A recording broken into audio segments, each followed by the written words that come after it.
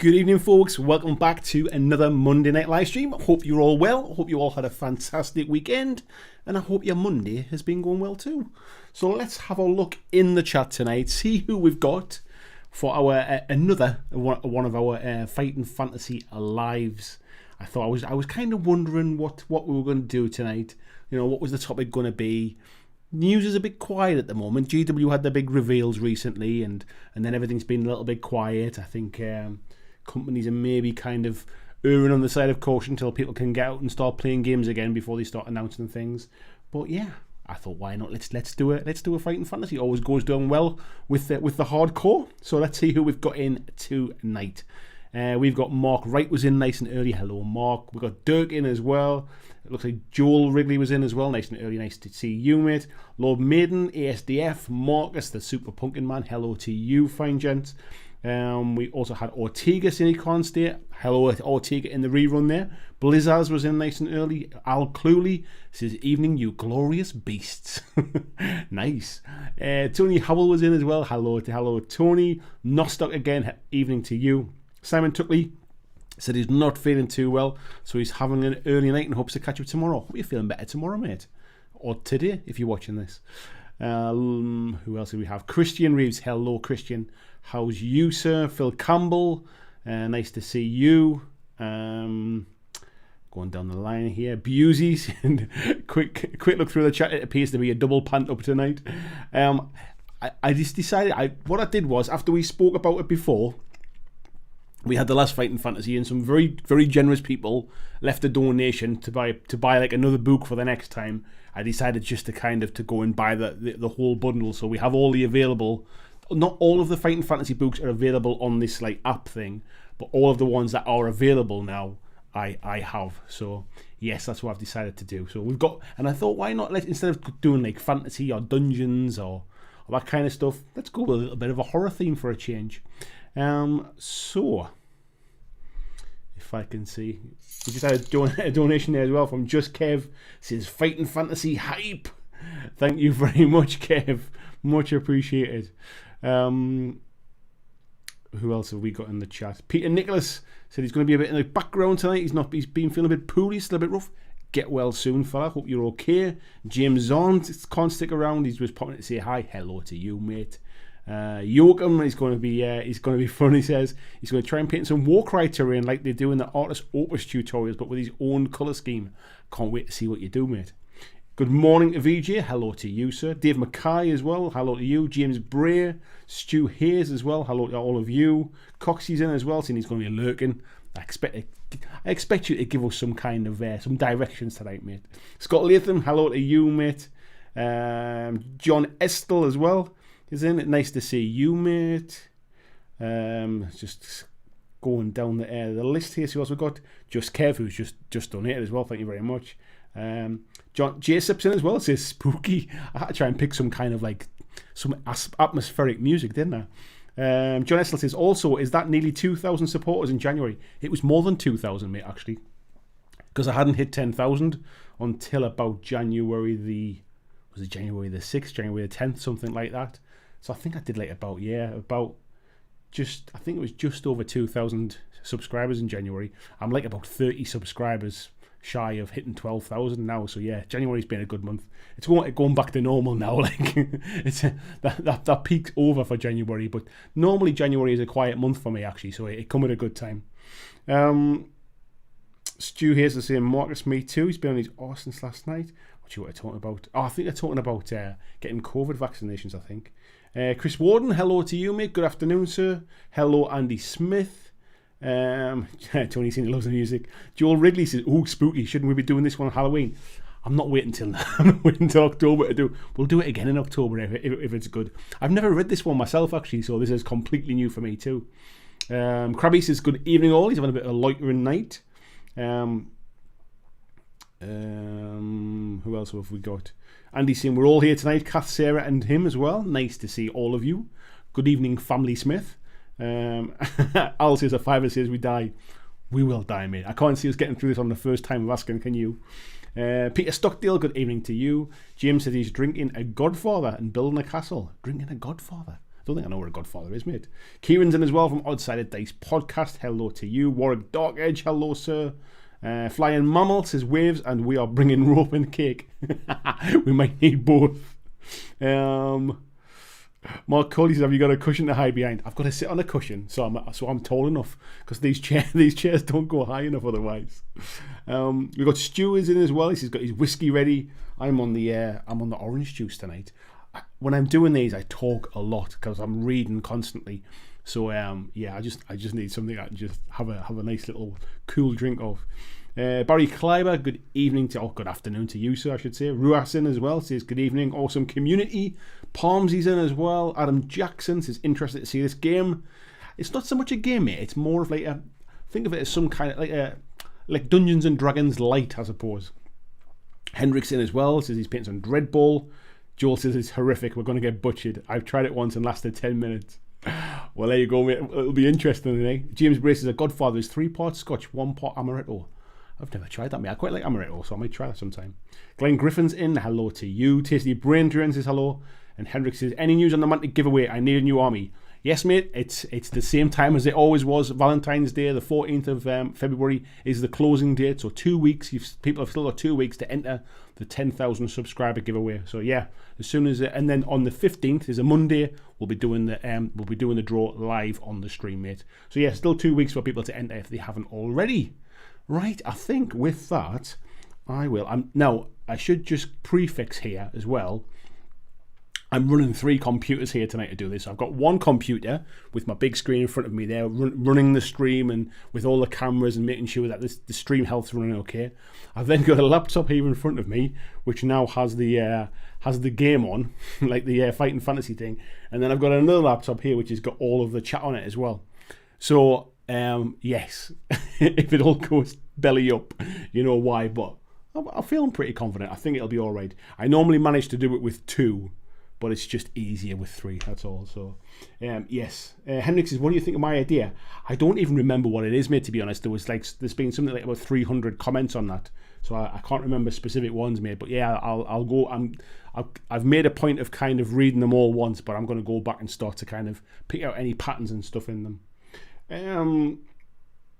Right, let's flick across to here, folks. So, for those of you not familiar, Fighting Fantasy is a game book, basically, from, what was it, kind of 80s, I suppose, 80s and 90s, which is essentially a little bit like Dungeons and Dragons, basically, but with a kind of like where you get to make choices in the story, and it leads you down different paths, and you roll dice for combat and things. And we've done a few of these, so if you do enjoy this and you want to go back and see some of the old ones, we have done Citadel of Thieves, we have done Island of the Lizard King, and we have done Death Trap Dungeon as well, but we didn't complete any of them. So if you wanted to kind of get these things for yourself as well, it's not going to spoil too much. So I think tonight we are going to start with House of Hell. So yes, let's get on with this one. Let me know if the music is okay, if it's too loud or anything like that. I can play with the background sounds and turn them up or turn them down. It comes with the app and stuff. It's not me putting them in there, but I can go in and manually adjust them. So yeah. Let me know what it is. Joel saying I'm bricking it, and Tasty Brindrin says what an encouraging title. So what we need to do first and foremost is, let me just get rid of that. We need to basically we're not going to do the hardcore hero. We're going to do basically the adventurer, which is basically this is kind of how you play the book. Standard, actually. So you get a choice of playing hardcore hero, which makes it more difficult. You also get the option of doing it as a free read, which gives you like sort of cheats. So if you turn the page and you find something like, oh, I wish I'd never done that, you can kind of go back. We're going to play it as an adventure. This is the way we've played them all so far. Right. So first of all we need to determine our skill, and we do that by rolling a dice. So let's click that. We rolled a 4. So you get a base of 6, you add the 4 to it, so we have 10 skill points. Next up, we need to roll the stamina, and we rolled a total of 8, added to 24, gives us a stamina of 32, and then we need to check for luck. 2, not the most lucky. And a new one in this one, and I don't know how it works, is fear. So fear is basically You must avoid being frightened to death. So we roll a die and add 9 to it. Oh, well, here we go. 4. Not too bad. So, fear is 13. That's a bit ominous, isn't it? Joel says, make sure you cheat and get a high number for all our attributes. You can kind of cheat. You can keep pressing the button, which kind of makes them kind of like as if you were like nudging the table kind of thing. But I'm just going to press them once and whatever comes up, comes up. You can't blame me for my dice roll and my poor dice rolling at this point. So let's dive in, folks. Here we go. And I apologise, I think that the intros to these are a little bit long, but I'll try and get through it and be as entertaining as I can. Any questions? If you've got anything specific you want to tell me, if you put at BlackJack Legacy in the chat, it highlights it, because I'm going to be kind of going back and trying to catch up with things in bits and pieces at times. So yeah, that'll be the easiest way to get a hold of me, and I'm kind of keeping an eye on the chat at the same time. So, let me get a quick drink before we start. Krabby says, voice acting, please. I'm not one for the voices, but I'll try my best, mate. The rain spatters the windscreen relentlessly. You can see no more than a watery gloom as you strain forwards over the steering wheel to see the road ahead. Although the wipers flap valiantly as they are fighting a losing battle as the rain drives harder and harder. Your foot eases off the accelerator, the headlights struggle to light up the road. Damn, you curse the white-haired old man who sent you off along this bumpy track. Probably he meant the second turning on the left, or even a right turn. The old fool. Perhaps this is his idea of a joke. After all, didn't you notice a mischievous glint in his eye, something vaguely sinister? But what sort of nonsense is this? So you've taken a wrong turn and got caught in a downpour in the night. The rain will ease off soon. You can't possibly keep up this deluge for long, and then you'll be able to... Watch out! You spin the wheel frantically to the left to avoid the figure who, from nowhere, shows up in the headlights. The car bumps and jolts as it bounces over the rocky roadside and thumps into a ditch. You collect your thoughts. You are unhurt, but shaken. Then you remember what has happened. The body. You must have hit the figure which appeared. There was no way you could have avoided him. You spring out of the car, praying that he's still alive. Your clothes soak up the rain as you hobble back to the road. In the darkness, it's difficult to see anything, but there is no sign of a body. You consider the situation. Are you certain that it was someone and not a trick of the light? Yes. You can remember the arms held up in fright as the car collided, and the look of anguish on his face. His face, there was something familiar about that face. A man you recognised, an old man with white hair. Your heart leaps. No, impossible. With a shiver of fear, you race back to the car, jump inside, force the key into the ignition, and twist it violently. The starter coughs, splutters, and dies. You hit the key again, but this time a single shudder is all the engine can manage. You grasp the wheel with your hands and shake it desperately, as if to force some life into the car, but the battery is dead. Your car is certainly not budging from the ditch tonight. Your situation is hopeless, but now the plight of your car is paramount. Where can you get help? You pass the garage at Mingleford, but that was some 20 miles away. As if in answer, a light appears in the distance. Someone has switched on a bedroom light. What a stroke of luck. It was at least 15 miles back that you passed the last house, and you happened to have broken down just a short distance from someone's home. You button up your coat and open the door. From outside the car, you can see the building more clearly. Just ahead on the left, a drive winds up to a large house. It's a good 5 minutes walk away, and by the time you reach it, you'll be drenched. But how else can you call a garage? You can't afford to miss tomorrow's appointment. No, go you must. Anyway, you'll probably be able to dry off inside and phone the garage. You slam the door, turn up your collar and set off for the house. A flash of lightning lights it up clearly for you, but in your preoccupation with the rain, the warning from above is wasted on you. The house is old, very old, and in a shocking state of repair. The light in the window is flickering, most likely an oil lamp, certainly not electric. And you don't notice a fact that might have turned you back anyway. There is no telephone line going to the house. As you climb the steps to the front door, little do you realise what fate has in store for you. Tonight is going to be a night to remember. Now turn over, it says. Let me very quickly just have a quick look in here. There was a couple of things. Dirk says, can you push up the volume of the background music? Yes, let me see if I can. Actually, if I can do it in here, we'll turn it up a little touch and we'll see how it goes. Right, now turn over, it says. You climb the creaking steps up to the front door and pause to catch your breath. Even though you ran all the way up the drive from the car, you are soaked through. Your feet are particularly wet. Judging by the number of puddles you stepped into the dark, and the drive needs a small fortune spending on repairs. But under the porch you are out of the storm, and you brush the rain from your clothes before turning towards the door. The rain is still pelting down, but an eerie silence hangs in the air. No lights are on downstairs. You step back off the porch to check the upstairs window, which attracted your attention earlier. Nothing. No lights. The whole place seems to be deserted. But then you remember the time. 5 minutes to midnight. Everyone in the house has probably gone to bed. An owl hoots in the distance and a shiver runs down your spine. The situation is a little scary. Here you are in the middle of nowhere at some strange rundown old house, about to wake up whoever lives inside at midnight. These certainly won't be too pleased, but you have no choice if you're going to make your appointment tomorrow. You must reach a telephone to call for help. You step up to the front door. From the left-hand side of the house, a dull glow catches your attention. A light has been turned on. You breathe a sigh of relief. At least someone is awake. You consider your options. There's an elaborate knocker in the middle of the door and a bell pull hanging down to the right. So here is our first choice, folks. Will you wrap the door with the knocker, or will you pull the cord? Or alternatively, we could creep around the house to investigate the light. So let's have a look. Let's go with Joel Wrigley. You've just been I've seen a couple of things there. Seen you need an inhaler. Joel Wrigley, mate. Tell me what you think we're gonna do. Everybody else can give you a bit. He says just run away. I don't think that's a choice, mate.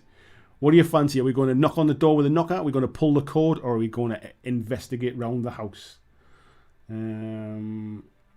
See what our choices is. We've got a bit of a mix of ones from different people. People saying creep, do the creep, pull the cord, knocker.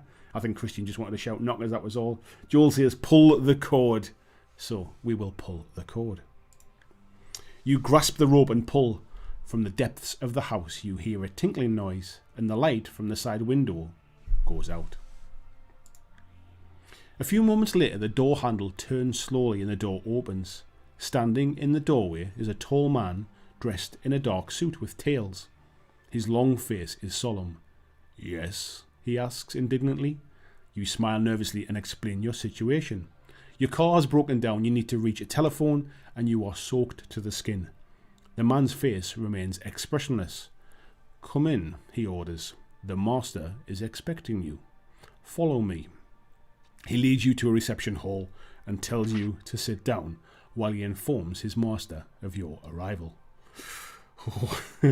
Expecting you, eh? You sit down in a solid carved chair and look around. The reception hall is certainly not what you have expected from outside. It's elegantly decorated with rich tapestries and fine oak panels.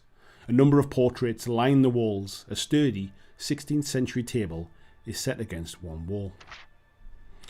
So we either need to wait for our host to arrive, we need to study the paintings, or we could go and hunt for a telephone. So folks, the first we get, the way we normally do it is we just get people to type in what they want to do, and the first one we get 5 options for is the one we normally go with. So we're either going to wait, we're going to study, or we're going to hunt. So let's see what we're going to do. We've got study the paintings, 1 for that. We've got wait, we've got painting, 2 for paintings, 2 for waiting, 3 for paintings, 3 for wait. Yes, study. It looks like we're going to have a look at the paintings. Joel says, burst into tears because we know we're going to die. So, we decide to study the paintings. 3 portraits are particularly interesting. Will you look at the beautiful young woman wearing a tiara?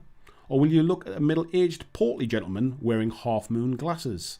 Alternatively, will you look at an elderly woman with grey hair and a cold expression? So we'll say young... young, glasses, or elderly. So what we got here, let's have a look. Young gentleman, good looking woman. Don't look at the old woman, sounds like a witch. Young woman. Everyone's saying the young woman. So we're going to have a look at the beautiful young woman wearing a tiara. A plaque beneath the painting reads, Lady Margaret of Danvers, 1802 to 1834. You stand and admire her beauty and wonder why she died so young. As you are staring at her face, you suddenly blink and look again. Didn't you just see her lips moving? Surely not. A whisper reaches your ears, but you can't make out its message. You lean forwards and put your ear to the lips. A soft woman's voice is speaking to you. Stranger, beware of this place, for it is cursed. Many have succumbed to its power, myself included. The evil Lord Kellner will already be plotting your death. Drink not his white wine, or if you can, be gone. Escape while you may. You step back aghast. What sort of place is this? A creepy run-down old building filled with priceless antiques and paintings that talk. A cold prickle runs down your neck and you gain 1 fear point. I don't know if that's a good or a bad thing. Will you now run for the door, or will you wait to see what happens? So let's take a go for a vote. We're going to vote. Are we going to run, folks, or are we going to wait? Run or wait? Glenn says run. We've got 1 for wait, 2 for run, 2 for wait, 3 for wait, 4 for wait. Wait was definitely the one we're going to do. We're going to wait and see what happens. Footsteps. Someone is coming. The tall man you met earlier walks in, opening the door for another tall man dressed in a red smoking jacket. May I present Lord Kellner, the Earl of Drummer, the butler announces. The Earl holds out his hand and you shake it. Whoops. Oh, there's a picture. His grip is strong. Oops, that's because we're doing that. That's it. Let me just... that's the way. And his eyes pierce yours. His lips widen to a soft smile. You begin to tell him of your predicament, but he holds up his hand. Please, I can see that you've been caught in this filthy storm. Let us sit by the fire and we will see whether we can help. Franklin's, tell the cook to prepare some food for our visitor. You protest that you do not wish to be any trouble, but your host ignores you and leads you to a drawing room where a fire is burning. You take off your coat and sit down. The heat of the fire makes you feel comfortable once more. Franklin's returns with 2 glasses of brandy. Will you relax and drink the brandy and ask if you can use the telephone, or will you wait to see what he asks you? So, let's have a look. Marcus, he's the last person to comment there. Marcus, yes, it's Peter Cushing. What would you like to do, Marcus? Would you like to drink the brandy, or would you like to wait and see what he asks you? So let's see what Marcus, the super pumpkin man, wants to do. Pomsy's saying, drink the brandy. Are you kidding me? Tony thinks we should wait. Andy thinks we should drink. Marcus says we should wait. So we're going to wait and see what he says. Your host is a little annoyed by your nervousness. Come, he says. There's no need to be afraid. Has your little accident caused you to lose your nerve? Drink your brandy. You'll soon forget your fears. As you watch him, your mind begins to play tricks on you. Is his expression one of genuine concern for your welfare, or is there a hint of something secretive in his eyes and smile? You shiver and your fear of the situation is evident. You gain 1 fear point. A short while later, Franklin's appears. Your meal is served, sir, he says to the Earl. You both rise and go through to the dining room. The dining room looks magnificent. A long table stretches between 2 fine chairs and is laid with gleaming silver cutlery. A rich red wallpaper covers the walls and the room is lit by a sparkling chandelier, bristling with candles which hangs from the ceiling. You take your seat and the butler moves behind you to offer you wine.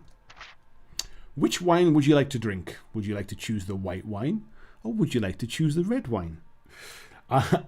I'm just going to say we're going to go for the red wine here. He said, that woman said, don't drink the white wine. We're going to go for the red wine. The wine is impeccable, of fine vintage. Soup follows, and then you may choose between 2 dishes for your main course. Would you like the lamb, or would you prefer duck? Alternatively, you can tell your host you've already eaten and you're not hungry. Let's have a look who we got in here. Peter Stockdale, I've just saw your name there. Peter, what would you like to do? Would you like to take the lamb? Would you like to take the duck? Or do you want to tell him we're not hungry? So let's see what Peter says. We've got a few. Somebody saying lamb. What if we're having fish? Pomsy saying there. Duck with pancakes. Scott says lamb. Warwick saying we're not hungry. Peter says we're not hungry. Okay, we're gonna turn him down. Make him feel a little bit annoyed, I think. The Earl is outraged. How could you allow him to go to all the trouble of preparing a meal and then refuse to eat it? Will you apologise and take the duck? Or will you apologise and take the lamb? Or you could apologise for the inconvenience and still refuse to eat. Palmsy, we're going to ask you for this one, mate. Do you want to take the duck? Do you want to take the lamb? Or do you want to refuse Let's see what 6 in the head wants to do. Everyone's saying red wine with lamb. I had lamb for tea actually, so that's where I would lean. But let's see what Palmsy wants to do. Rudy says, Krabby says, was the wine bottle or box? It's very important to my future choices. Take the lamb, it's the best option, he says. Oh, let's see how this one goes. So we're going to take the lamb. A rack of lamb is brought on a silver platter. The smell is delicious. You both start to eat and talk. The Earl asks you about your job and your reason for being in such an out-of-the-way place in the middle of the night. In turn, he tells you about himself and his family. The Earl of Drummer is the last survivor of his family. His estate stretches for miles around the house. At one time, the estate was preposterous, with many tenant farmers cultivating its land and his providing a healthy income for his family. But things started to change. His sister died at the age of 32 under mysterious circumstances.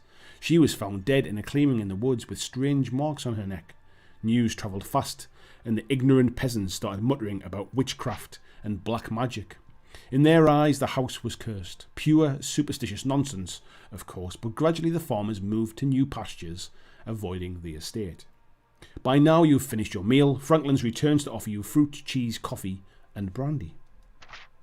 Will you take the fruit, coffee, and brandy, the cheese, coffee, and brandy, or just cheese and coffee? This one's a bit of a hard one. I'm not going to get Peter voting on this one. I think we'll get Tony Booth Leiden. What would you like to do, mate? Do you want to take the fruit, coffee, and brandy, the cheese, coffee, and brandy, or just the cheese and coffee? So fruit, cheese, or cheese and coffee. Let's see what Tony Booth Leiden wants to do on this one. Tony says, let's have the lot. Oh, what do you mean the lot, mate? There's fruit, coffee, and brandy, or there's cheese, coffee, and brandy. Which one would you like? What if we're lactose intolerant? You could, if you, well. So then, Tony, which one of the first two? Do you want the fruit or the cheese, mate? Which one do you prefer? Mark says, being drunk never helped Scooby Gang. James is saying, going with the one with the cheese. All choices with coffee, in other words, all terrible choices that will doom us all. We're going to go cheese, coffee, and brandy. You finish off your meal. I must admit, we haven't died yet, so I think we hit lucky so far. You finish off your meal. The Earl rises to his feet, saying, our conversation has been most enjoyable, but now you must be tired. Franklin's will show you to your room. Let us retire. You stand up. He's right. You are tired, and it is well past midnight. You stumble and reach out to steady yourself against the table. Phew, you didn't realise that you were that tired. Or have you had a little too much to drink? Your head is spinning and the voice of your host becomes part of background noise which is getting louder and louder in your ears. Eventually you collapse to the ground and lose consciousness. I spoke too soon. You open your eyes, your head is spinning, and it is some time before you're fully aware of the fact that your hands and feet are bound. The room you're in is empty, but you work out a plan. You will hop over to the window, break the glass, and use it to cut yourself free. Pulling yourself to your feet is awkward, but you manage it, and with a mixture of hops and shuffles, you arrive at the window. Outside, the wind is blowing the rain against the window panes. Will you go ahead and smash the window with your hands, something of a risky business, or will you instead test your luck? So let's say it's just a jump to the left, said Scott Langworth. Right, let's put this one to the vote, folks. So are we going to test our luck, or are we going to take a chance? So let's say luck or chance. Which one we're going to do it for, folks? We've got 2 for luck, 3 for luck. Somebody saying definitely not luck. 4 for luck. Test luck. Everyone's saying test luck. So let's test our luck.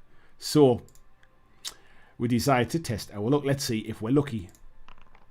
I don't know if that's good. Excellent. We are lucky. That's good. You were lucky. You managed to escape the splintering glass without harm. You cut yourself free and massage your wrists to get the circulation moving again. Then you walk over to the door and try it. It's not locked. You try the handle. You open it a little and look outside. Your room is on a first floor landing. Facing the door is a balustrade, and looking over the banisters you can see the entrance hall below. To your left there are 2 doors in the corner of the landing, which runs to the right. If you wish to go this way, we can turn to that page, or if we look into your right, and the landing past another door, and then turns to the left. If you wish to go this way, look into your right. So, Left is the first option, right is the second option. Let's go for a vote with the chat. So left is the first option, right is the second option. Let me know what you want to do, folks, and we'll see which one we get 5 options of, left or right. So we've got a left, we've got another left. Warwick's saying, can I go through there? Jump to the left, right, left. I was definitely more lefts there, I think I saw before it went nuts. So we're going to go left. You walk up to the 2 doors in the corner of the balcony. The one on your left is named Balthus, and the one in front has no name. If you wish to enter the Balthus room, or we can go through the other door, or we can ignore the doors. Let's ask Christian. Come on, Christian, you can decide on this one, mate. Are we going to enter the Balthus room? Are we going to go to the other door? Or are we going to ignore them both? Let's see what Christian wants to do. Cha-cha slide, says Joel Wrigley. You put your left leg in, your left leg out. Let's see what other door, says Christian. Awesome. Let's go in the other door. The door opens to a narrow passageway which ends at a window. There's a door halfway along the left-hand side, and a sign on the door identifies it as the Diabolus room. Anything that sounds like Diablo scares me. If you wish to try this door, we can do. If you wish to investigate the window instead, we can do. Or if you're not keen to do either and want to go back through the door, we can do that too. So let's see who else. Tony Howell, sir. Let's ask you, mate. Should we try the door? Should we investigate the window? Or should we go back? Let's see what Tony Howell wants to do while I have a quick drink. Palmsy thinks we should do the window. Tony says we should do the window. Let's have a look. Curtains are drawn across the window, and you approach cautiously. You gingerly pat the folds in the curtain and are relieved to find nothing there. Although they seem to be safe, you're still on your guard as you draw them apart. As you do so, a thunderclap booms outside and makes you jump, but you are safe. A perfectly ordinary window is uncovered. However, the heavy iron bars on the outside are a little worrying. Through the window you can see nothing but the rain running down the pane of glass, but curiously, the rain is avoiding one area. Could it be that the wind is blowing the rain away from this one corner? You bend down and take a closer look. Written in the condensation which is formed on the glass is a message. You read 3 words. Mordana in Abaddon. You repeat this message to yourself and then rub off the window in case anyone else should see it. This message may be useful to you, and you will realise when it is. Now you must head back to the landing and turn left. Sounds like we might have found a bit of a clue there. Well done. Mordana in Abaddon. We'll have to remember that one. A short distance further on, you come to the top of the main staircase, which leads downwards. Immediately opposite the staircase is an unmarked door. So we can either go downstairs, we can try the unmarked door, or we can continue around the landing. Let's see who else. Krabby, you can choose this one, mate. Says, yes, the Black Legion come forth. Krabby, what do you want to do here, mate? Do you want to go downstairs? Do you want to try the door? Or do you want to continue along the landing? Krabby says, I'll get my chainsaw.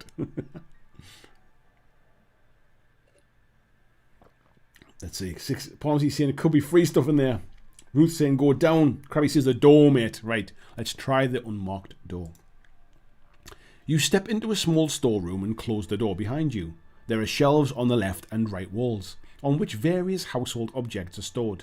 In front of you, in the wall facing the door, is another door. So what do you want to do? Do you want to search through the things on the shelves? Do you want to try the door opposite? Or shall we return? Ruth, we'll ask you for this one, I think. Flying Mammal, what do you want to do? Should we search the shelves? Should we try the door? Or shall we just return back? Let's see what Ruth wants to do. Marcus is saying hobo with a shotgun. Search for a leg of lamb. I think we need to find a weapon, but we could do with just not dying would be good. Shelves. Shelves, says Ruth. Let's have a look on the shelves. Various items of crockery, cutlery and food are kept in the storeroom, including a sharp meat knife, which you hide under your coat. Nicely done. And we use this as a weapon in the future. This sharp knife adds 3 skill points in a fight. On one shelf, you find several cloves of garlic, which you also take. There's also an unlabelled bottle of white liquid on another shelf. If you wish to drink the liquid, we can do. If you want to ignore the liquid and try the door at the back of the storeroom, we can. And our only alternative is to leave by the door we entered and return. So, Scott Longworth, well, let's ask you, mate. Do we want to drink the liquid? Do we want to try the door? Or do we want to go back, mate? Stu saying vodka. I'd be very wary of white liquids, mate. Put the candle back. Nice one, Barry. Scott says, try the door. Okay, let's try the door at the back of the storeroom. You step out of the storeroom into a hallway. To your left, the hallway ends at a door which leads to the Shayian room. Or I think that's what it is. Shayatan room. So we can either try the door. Opposite is the Mammon. The Mammon room, which you may enter. And if you're not interested, we can go back to the landing through the storeroom. Barry Kleiber, what do you want to do, mate? Do you want to try the door, which is the Shayatan room? Do we want to go to the Mammon room? Or do we want to go back through the storeroom, mate? Satan, I know it does sound like Krabby saying shoot it. Shoot it with a knife. Let's see what Barry wants to do. Barry says the door. Which one, mate? Do we want to do wish to try the door? Yeah, I'm assuming that's the one that you meant. Mammon is money, isn't it? I don't know, mate, is it? I'll just clarify this then, Barry. Do you want to try the door to the Shayatan room, or do you want to try the door to the Mammon room? Try the which one's that with? Try the foie. Try the foie gras. Very nice. Prince of Hell. So nope. This is Arabic. Oh my God. Which one we're gonna do? Barry. The money room. So we'll go with the Mammon room. It might not be money room. I apologise if it's not. The room you enter looks well lived in. It's a bedroom, and a large bed covered with yellow bedspread dominates the room. Clothes are strewn about the floor, and a tap is running in a wash basin in the corner. The clothes suggest it's a woman's room, but no one is about. Will you call out to announce yourself in case anyone's in the room? Will you search around to see what you can find, or shall we just leave? Let's put this one to a vote. That's all right, Barry, don't worry. We'll put this one to a vote. So we'll call, we will search, or we'll leave. Let's see what we're going to do. So Marcus is saying leave. Stu says boom chaka wow wow. Search, search, search. Call out. Let's call out search. I think search got that one there. So we'll have a little bit of a search around. You walk over to the mantelpiece and study the trinkets scattered along it. A couple of lacquer boxes and a picture frame with no picture flank a large plant pot with a broad bladed plant growing in it. In the grate below are several lumps of coal resting on a bed of paper. A fire all ready to light. But something else is in the grate. A black and white photograph has been thrown into the coals. Do we want to check the contents of the boxes, or do we want to look at the photograph? Let's put that one back to the vote, folks. So boxes or photo? Let's see what people want to do. Tony says, get the hell out. What are we doing? What are we playing at? So we've got photo, boxes. Yes, photo won that one. So let's have a look at the photograph. You sit on your haunches and reach for the photograph. As you pick it up, you feel a heavy thud on top of your head. You slump to the floor, dazed, and the plant pot, which came crashing down on your head, smashes on the floor. You lose 3 stamina points. Right, we do have enough stamina, so we'll move on. You hear a rustling from the curtain and straighten up to look towards the window. You shudder with fright as the curtains open before you. Just as quickly, they shut again. Then, there is silence. You walk slowly over and grab them, but they are perfectly ordinary curtains. You gain 1 fear point for the shock. Now we can either leave the room, or we can try and work out the mystery of the curtains. Matthew Buckle, let's ask you, sir. So Matthew, would you like to leave the room, or would you like to have a look at the curtains? Stamina schmamina, says Joe Ridley. It's fear points we need to worry about. Let's see what Matthew wants to do. Krabby says, solved it, mate. Completed it, mate. The mystery. Right, let's have a look at the mystery of the curtains. As you are puzzling over the curtains, you reach out to lean on the bed, but as you rest your weight on the bedpost, the whole bed shifts aside and you crash down on the floor. This is all very strange and a little scary. You gain a fear point and you take 1 stamina point of damage. We continue. A rumbling from the opposite side of the room breaks into your thoughts.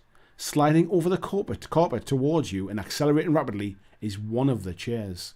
We need to test our luck, folks. So, 8. Sadly, your luck has run out. Oh well. Let's see where it says. You try to spring aside, but the chair is too quick for you. It smacks into your shin, causing you to howl in pain. You lose 2 stamina points. We do have enough to carry on. This is such an unnerving experience, you gain 1 fear point. You'd better leave the room before the poltergeist injures you more seriously. You may now proceed either by turning right and trying the door of the Shaitan room, or you may proceed by turning left and follow the passage, which bears right past 2 rooms labelled Asmodeus and Eblis, and then rejoins the landing. So we can either turn right or we can turn left, folks. We'll put it to a vote. Left or right? Let's see what we say. Marcus is saying to head down the passage. Right, we've got James says right, left, right, left, right. Oh, I think that was just right there, I think. So, you open the door and peer around. The room is a large, elegantly decorated bedroom with a 4-poster bed in one corner. There's a 3-piece suite in the centre of the room and facing a fireplace. A fire is smouldering, but the room appears to be empty. On the far side of the room, there are 2 more doors. Do you wish to go in, or will you quickly close the door and leave the room? So, are we going to go in the door, or are we going to leave, folks? Let's put it to another vote. There is a lot of doors, mate. So we're either going to open the door, or we're going to leave. Door or leave. Let's see what people say. Go in, the doors, go in, yeah. So I sound like Mrs. Doyle or Father Ted. Go in. Go in.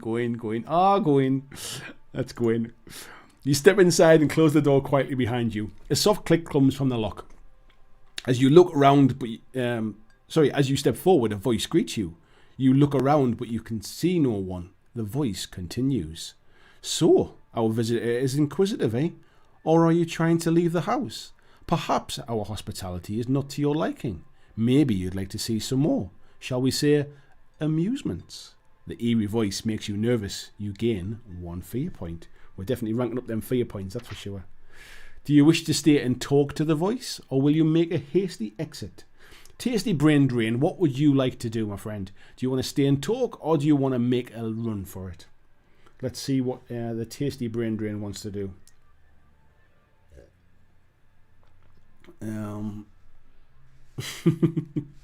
James says, I've got to put the bin out before don't forget. Don't die. Tasty brain drain says, hasty exit, let's make a run for it. You grab the door handle and twist it. The door is locked. The voice laughs at your futile attempt to escape. No, my friend, it chuckles. You cannot escape from this room. The only escape you are going to make is from life itself. You gain 1 fear point. In front of you is a high-backed armchair facing the fire with its back towards you. A figure raises itself from the chair and turns to face you. The man is tall and pale with jet black hair. He wears a long black cape fastened across the neck with a gold clasp. Yes, he says, so far you have fared well against the occupants of the house, but I believe you will find that your run of luck has come to an end. Step forward so I can see you. Will you step forward as he asks, or will you prepare to attack the man? Garlic, everyone's shouting. It's Christopher Lee Garlic. Right, are we going to attack, or are we going to step forward? Let's see what we get. Attack or forward? We've got attack, we've got Garlic attack. Prepare, attack. Everyone's shouting attack, I think. Yeah, we've definitely got more for attack now. So, we will prepare to attack. How will you attack the man? Will you use a weapon? Or do you have anything else you can use? Now, what you can do in these things, what you can do on these is you can have a look on an adventure sheet, and this tells you what things that we're carrying here, and it tells you where we're doing stamina and fear points and all that kind of stuff. So we do have garlic cloves, so maybe we do. I think folks are definitely shouting garlic. Scott's shouting drink the white liquid. I think that boat sailed, mate. Let's do something else. Do you have any garlic with you? Yes, we do. If so, turn to 361. So let's do that. You pull the garlic out of your pocket and hold it up before the man. His expression changes from one of confidence to a look of fright. As you suspected, this vampire cannot bear to be near raw garlic. Sweat breaks out of his forehead and he backs off towards the bed. He's heading for one of the other doors in the room. You hurriedly look round, trying to decide the best way out. Will you try the door on the left, or will you try the door on the right, which he was heading for? Alternatively, you could turn round and dash quickly for the door you came through. Shaggy wargaming, mate. Let's Jack, what do you think we should do, mate? Should we go the door on the left, the door on the right, or the one behind us, mate? Let's see what Jack wants to do. And I'll get a quick drink while we're searching that through. There's a bit of following through. People are saying, Jack says, the door on the right. The door on the right, which is the one he was heading for, so we're going to go with that one.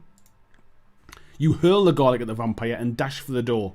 He shrieks, trying to brush off the garlic as you fling it open. It opens into a cupboard, but a rather unusual one. The back wall has slid aside, revealing a secret passageway. The vampire is rising to his feet again, so you decide to risk what lies ahead and step through into the passageway, slamming both doors behind you. The passageway is narrow and only the faintest glow lights your way. After a short distance you come to a staircase, which leads downwards. Slowly and cautiously you go down the stairs. After a dozen or so steps, you reach another landing and you may follow them down further. Or we may try a door in the wall. So we can either follow the steps or we can try a door. So steps or door. Joel's saying don't go downstairs. So we've got one vote for door, 3 for door there. Let's see what else we've got. Another one for door. Yeah, everyone's saying try the door. So we try the door. The door opens and you find yourself in a small room. I tell you what, I wouldn't want to be painting these doors. I hate glossing doors. There's another door leading off the room, but in front of you is a strange sight which catches your attention. A shimmering haze seems to be hanging on the wall, almost like a curtain of sparkling water. You step up to investigate and gingerly hold out your finger to touch it. Your finger passes right through. Plucking up your courage, you poke your head into the haze. On the other side, you realise what's happened. Your head has emerged through a large mirror into a reception room. On the wall opposite is a huge mural of a country scene, and standing in the middle of the room are a table and 6 chairs. The sound of voices outside the door startles you and you draw your head back. Will you wait until the way is clear and step through the mirror? Perhaps you want to try the other door in this little room behind the mirror, or will you instead go back down the stairs and follow them down? So let's see who we've got, who's not. Stu McMurtry, what would you like to do, Stu? Do you want to wait until the voices have gone? Do you want to try the other door, or do you want to go back down the stairs, mate? Let's see what Stu wants to do. Joel's saying the other door. Marcus is saying the other door. The mirror sounds pretty interesting. See what's going to be through there. Scott wants to wait. Peter saying, evening gents, done with work. How many times have we died yet? We're still going, mate. We're still on the first playthrough. We're still doing well. Let's see what Stu wants to do. Stu says, let's wait and go through the mirror. That will be my choice as well, mate. So if we die, we're both caused.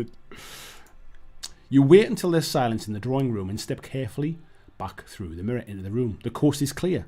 You walk over to the door and leave the room. You leave the room cautiously and look around in the hallway. There's no one about. There's a door to your left, which you may try by turning a certain page, or you may turn right. So let's put this one back to a vote, folks. Left or right? Which way are we going to go? Yeah, I can't believe we haven't. I'm not even going to say the words. We're doing well. Right, we've got 1 for right, 1 for left, 2 for right, 2 for left, 3 for left, 3 for right. Oh, I think right just snuck in there and took it at the end there. So we're going to go turn right and follow the hallway around. The hallway widens. You walk across to another hallway and continue in the direction you were walking until you reach 2 doors opposite each other. Will you try the door on the right, or will you try the door on the left? So I'm just quickly going to... There is also a map here, which we seem to... Oh. So we're definitely... we've been zigzagging about inside, but I think we've ended up going through that mirror has definitely put us somewhere else. Let's have a look what we've got here. Too many doors. I know I've lost track as well. People are saying left, left, right, left, left. I think we've got a few more for left this time. Joel says, are we going round in circles? That was why I checked the map, mate. I had a feeling that we were. So we're going to try the door on the left this time. The door is locked. The handle and lock are part of an ornate metal plate. If you have a cast iron key, which we haven't, otherwise we'll try the other door because there's footsteps approaching. The door opens and you enter the kitchen. The room is empty and immaculately tidy, with all the knives, pots and pans hanging in neat rows along the walls. A double sink is set under a window next to a large cooker and a fridge. A great square table stands in the centre of the room. There are 2 doors. One leads outside and the other looks like a pantry door. A large bunch of keys lies on top of the cooker. Do we want to try the back door? Do we want to try the other door or the keys? Let's have a look and see who hasn't given us. Lord Maiden, what would you like to do, mate? Do you want to try the back door, the other door, or take the keys? Let's see what Lord Maiden wants to do. I think people are saying take the keys. I think that would potentially be my one as well. Everyone's saying keys here. Keys, keys, keys. Krabby says back to life, back to reality. Yes. Lord Maiden, keys please, Andy says. Okay, we grab the keys. You pick up the bunch of keys and start to flick through them. Ah, you scream loudly and drop the keys on the floor, for they are red hot, and you have severely burnt your hand. You must test your luck to determine whether you were using your weapon hand when you reached for the burning keys, of course. Here we go, folks, fingers crossed. Oh, you are lucky. Wow. So, you weren't using your weapon hand. You only lose 1 stamina point from the burns. The scream and clatter of the falling keys have made quite a noise. We have got enough stamina left. Your fears are confirmed when the door opens. The noise has attracted the attention of some mysterious friends of the Earl of Drummer. 4 men enter the room, all dressed in white gowns and wearing goats' heads to conceal their faces. They are armed with knives and lengths of wood. It would be foolish to resist them. Grabbing your wrists, they take you downstairs into the cellars. There you enter a room in which there are 4 prison cells. 3 are already occupied, but the 4th is empty. Joel saying we're going to get cut up. You will be detained here at the Earl's pleasure. Your adventure has ended. Oh, that was it. The end. We died there. We died by picking up the keys. I can't believe that was what killed us, of all the things that we've been through. And that's it, folks. We died. Colton Lane says R.I.P. We did all right there, actually, considering. How are we doing for time? 10 to 10. We did all right, actually. I'm quite surprised with that. So, yes. Joel says, why wouldn't we just run out the back door? I don't think there was a back door, mate. I think we were destined to be there forever, I think. Dirk says that was a downer ending. It was a little bit of a downer, considering how well we'd done. Battling past the vampire and stuff. John says, OLK. It's a mirror world. You never know what happened. Scott says, I told you to go for it outside. Krabby says, can't we use the chainsword? Al, thank you very much for the donation, mate. I'm sure that'll flash up on the screen any minute now. I'll go back to the main screen now just to get that up. Peter says, Dawn, I missed the fun. It wasn't fun when we died, mate. That was a bit of an anticlimax. James says, so the stats mean nothing there. We just ended up, we got locked up by the goat men. Right. So, folks, well, I guess we've got like 5 to 10. We've got the choice. We can either give it a second go, or we can just have a bit of a rambly chat for the last hour or so. So, what would you like to do, folks? I think when we first played, Death Trap Dungeon, we gave it a couple of goes. Let me know what you want to do, folks. Would you rather go again? Kev saying go again. Tony Howell says that's a record for us. We did all right, mate, didn't we? Thank you very much for the donation as well, Tony. Much appreciated, mate. Again, people are saying give it a go. Yeah, let's go back in and give it a go. I won't this time read through the whole intro story and stuff. So we'll go with the adventurer one again. We'll skip ahead. We'll roll for skill. That's a 4. We'll roll for stamina. That's a 10. That's not too bad. We'll roll for luck. 1. That's not good. And then we'll roll for fear. 3. So we have a fear of 12. Right. I'll skip through until we start to make the choices, because you don't want me to read through all that again, that's for sure. I'm not showing you on the screen, am I? There we go. Now we turn over. So we skip ahead. Right. Pomsy says everyone who made bad decisions is not allowed to choose this time. Right, Al Cluley, mate. Sorry, I wasn't reading the thing. Let's just bring the screen up. Al Cluley, you can choose, mate. And what would you like to do? Do you want to knock on the door with a knocker? Do you want to pull the cord? Or do we want to creep around the house? I think we pulled the cord last time, so let's have one of the other two and see what happens. Let's see what Al wants us to do. Joel thinks we should creep around. James Bray just wants to shout knockers. Busey saying creep. Al wants to creep around as well. Let's have a look. You walk from the porch around the side of the house. A light is indeed on, and it's shining through a window at the back of the building. Do you wish to go around and see if you can see anything at this window? Or do we want to walk up to one of the other windows? So, let's put this one out to a vote. Do we want to go round, or do we want to, what's the other one? Round the side. So round or to the side, just so I know which one it is. Round is the first one, to the side is the second one. Other window, says Marcus. There's one for that. Creep around. No. Jeffrey says round, side, side, side, other window, side. Right. I think that is the other window seems to have got that one. You walk up to a large window which looks as though it may not be quite closed, but there are heavy bars across it. Even if you were able to open the window, you'd never manage to squeeze through the bars. The house is certainly well protected from intruders. Do you want to continue around the house to see where the light's coming from, or do you want to return to the front door and pull the rope, or perhaps use the knocker? So, ASDF, I don't think you've had a vote yet, mate. What would you like to do, mate? Do you want to continue around the house? Do you want to pull the rope? Don't think we should pull the rope. Or do you want to use the knocker? Let's see what ASDF wants to do. We'll see where it goes. It wants to go to the light. Yes, see where the light's coming from. The lit window is next to a back door which leads into a kitchen. Voices are coming from the kitchen, but you can't see anyone. Whoever is in there must be standing by the back wall out of sight. You strain to hear what's being said. There appear to be two people in the kitchen, and they are talking excitedly. Master is getting ready. I'm starting to get excited. I've never been to one before. Do you really think we may be visited? Another man's voice, rather more controlled, replies, You know, I'm having doubts about this whole affair. She is young and she came here in all innocence. I just don't know. The two men walk around the kitchen and you can see them more clearly. They are both dressed in white gowns, and one is a good deal younger than the other. Do you wish to knock on the door and see whether they'll let you in? Or do you wait and listen for a little longer? Who else was it? There was somebody else. There was somebody else I saw who I don't... Oh, I think it was Yoakum. Yoakum, you haven't had a vote yet, mate. What would you like to do, Yoakum? Do you want to wait and listen, or do you want to knock on the door? Let's see what Yoakum wants to do.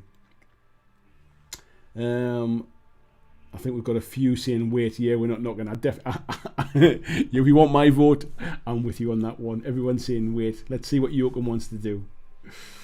Yoakum says he wants to wait as well. Yes, we'll wait and listen for a bit longer.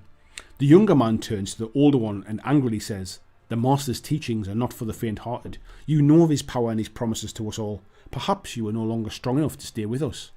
The older man turns away towards the window. He is hiding the look on his face, which is one of nervousness and fear. He realizes that he has said the wrong thing.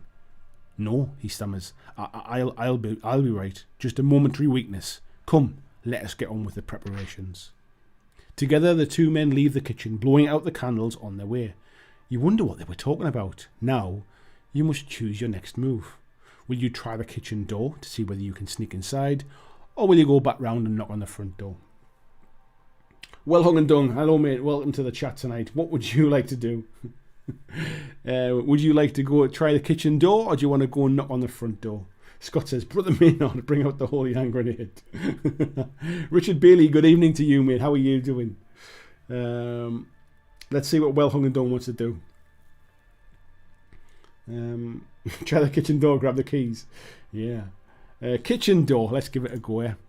The door is firmly locked. You will not enter this house this way. If you wish, you can try and attract the attention of the two men who were talking by knocking at the door. Alternatively, you can run to the front door and pull the bell pull, or perhaps use the knocker. I tell you what, they definitely want us to do this. Gareth Lewis, good evening, mate. How are you doing? You can you can vote for this one for us, mate. We pulled the bell pull the first time that we played this game. So, would you like to knock at the kitchen door and attract the attention of the blokes? Or would you like to knock on the front door with the knocker? Let's see what Gareth Lewis wants to do. Welcome to the chat, mate, as well. Thank you very much for joining us. Gareth says, knocker, please. Let's do it. A few moments later, the door handle turns slowly and the door opens. Standing in the doorway is a tall man. So this makes no difference whether you use the bell pull or the knocker. Desk in a dark suit with tails. His long face is solemn. Yes, he asks indignantly. You smile nervously and explain your situation. Your car's broken down. You need to reach a telephone. You're soaked to the skin.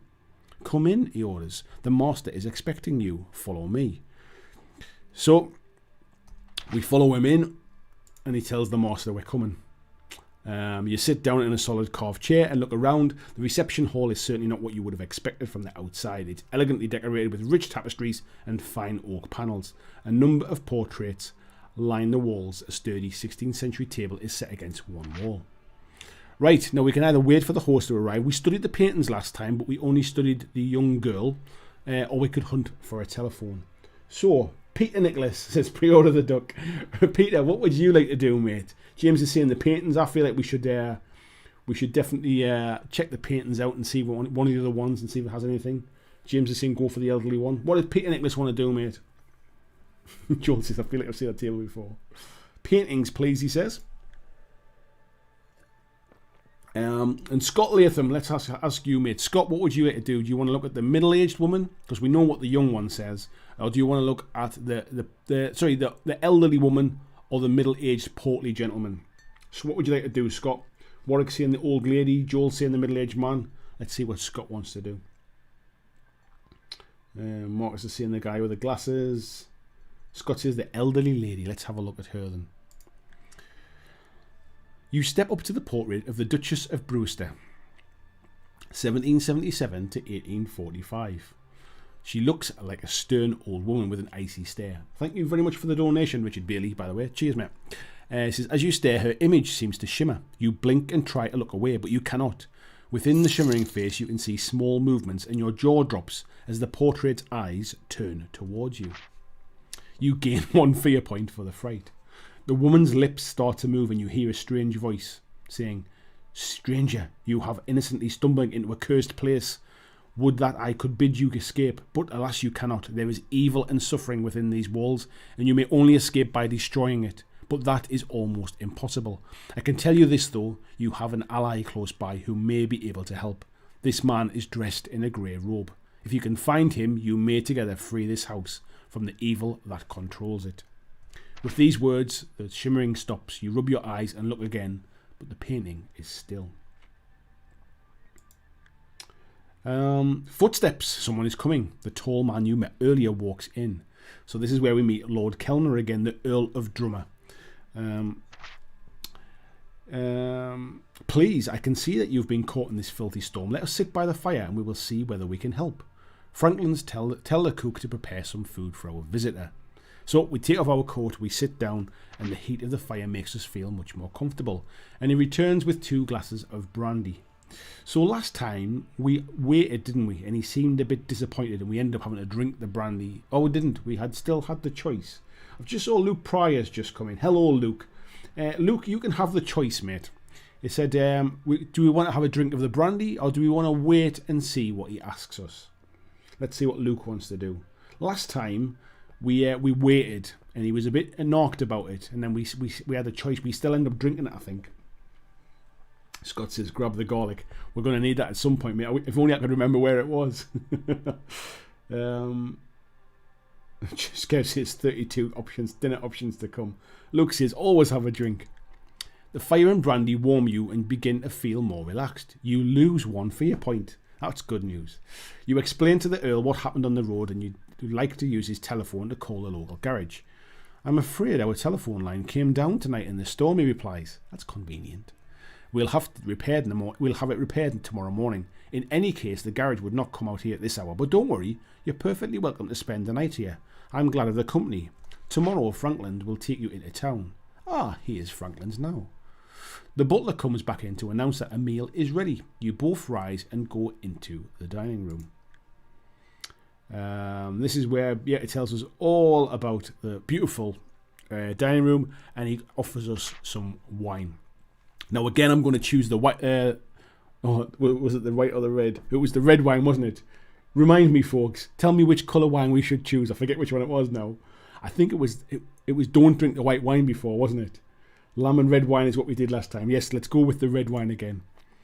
He says the wine is impeccable, a fine vintage. Now we ate the lamb, and it definitely didn't kind of do us any harm. But do we want to try the duck this time? Or are we going to tell him that we've already eaten and we're not hungry? He seemed, oh, we did that last time, didn't we? And he was annoyed at us. Everyone's saying red goes with duck. Okay, let's do the duck. Your mouth waters as a roast duck is laid before you. The Earl is having the same, and you both chat as you eat. He wants to know how you came to be driving along this road in the middle of the night, and you tell him about the old man's direction. You ask him about himself and his family. The Earl of Drummer is the last survivor of his family. His estate stretches for miles. So this is where we found out a little bit more about the estate and about how his sister died under mysterious circumstances. Now you finish your meal, Franklin returns to offer you fruit, cheese, coffee and brandy. Right, last time we took the cheese, coffee and brandy, didn't we? I wonder, shall we just take the cheese and coffee this time, I think? Who else we got here? Is there anybody? Warwick Dark Edge, I don't think you've voted for one, mate, yet.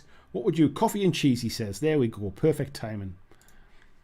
The butler brings you a plate of cheese and a steaming pot of coffee. He cuts you a portion of cheese and pours your coffee into a china cup, and the conversation continues. We must have just been drunk last time. You finish off your meal. The Earl rises to his feet, saying, "Our conversation has been most enjoyable, but now you must be tired." Oh, I think we're going to end up that way anyway. Yeah, so regardless of what you have to eat and drink, I think. So it says we get a little bit wobbly in the legs. The noise is getting louder, and then we collapse on the ground unconscious. This is where we open our eyes. We find that we're bound together, and we need to test our luck to see if we can escape without cutting ourselves. So,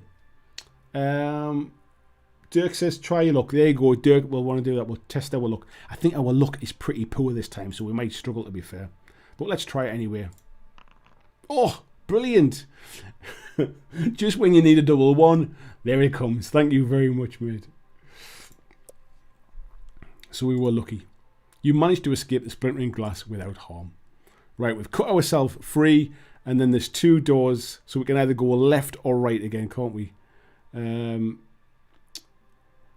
So left or right? Let's have a look. Dave Mackay, hello mate, how are you doing? Should we go left or shall we go right? I don't remember what we did last time here. So yeah, you can choose, mate. Dave Mackay, left or right, buddy? Have I not asked Busey? I thought I'd already asked Busey. Sorry, Busey, you're next, mate. I thought I'd asked you. Dave Mackay, let's go left. That's this way. You walk up to... Oh, I think this might have been the way we went last time. So one door is called Balthus. The other one doesn't have a name on it. I think we chose the other door last time. Or we can ignore them. Busey, what do you want to do, mate? Do you want to enter the room that says Balthus? I think we went through the other one last time, but we still can choose it. Or we can just continue round the landing. Other door to garlic, says Dirk. Was that the room that we did the garlic in? James says, don't you speak Latin? I barely speak English, mate. The Balthus room. Let's have a look in here. Have a look in there then. The room you've entered is bare. Pinstripe wallpaper covers the wall. The hearth is set in the centre of one wall, and on the mantelpiece there's a small wooden box. Curtains are pulled together along another wall, but they hang awkwardly, bulging at unnatural places. Do we want to investigate the bulging curtains? Do we want to open the box on the mantelpiece, or do we want to leave the room?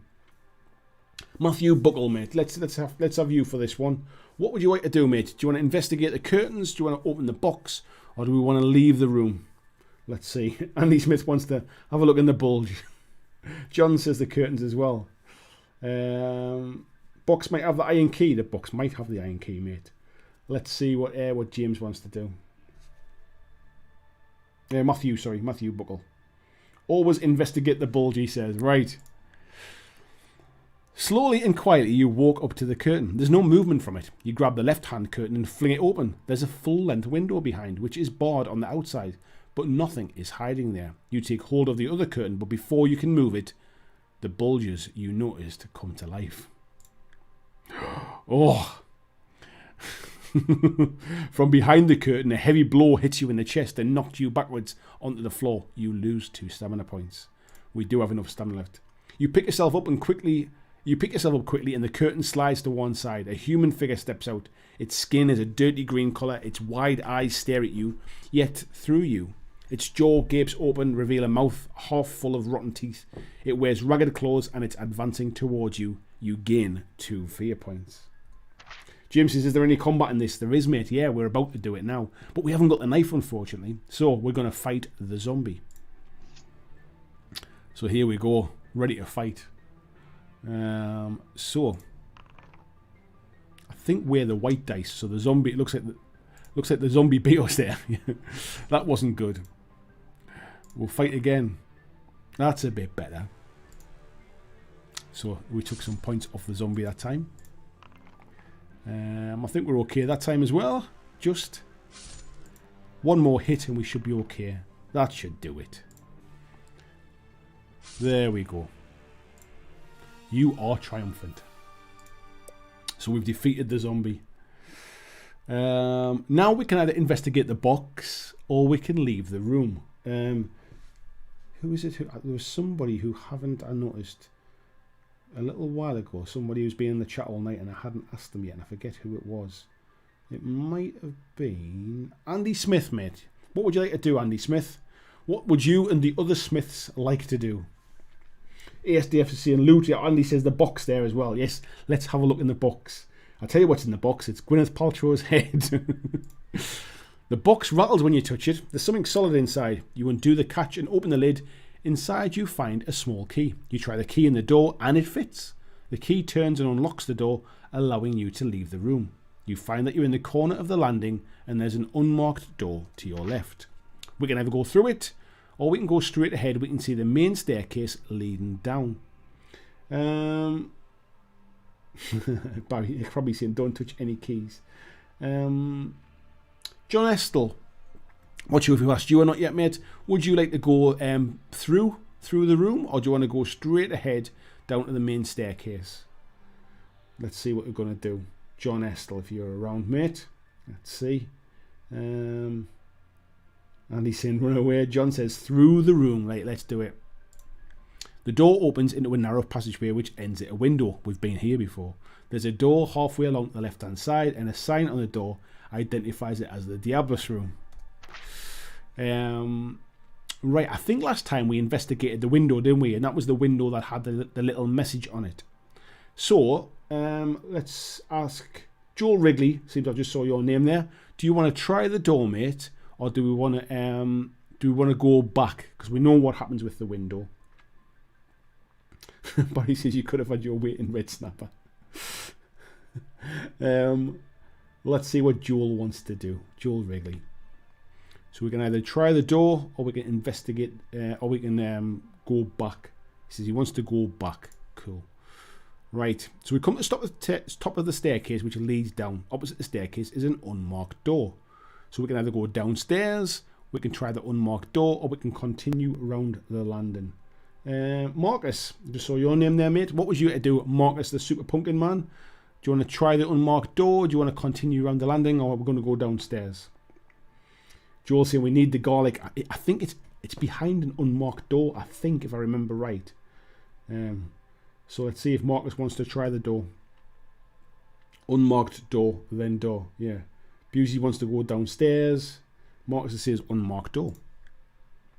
Shelves on the left and right with different objects. I think this is where we we'll search through the shelves. I'm sure this is where we picked up the knife. Yes, and there was also some garlic as well. Ignore the liquid.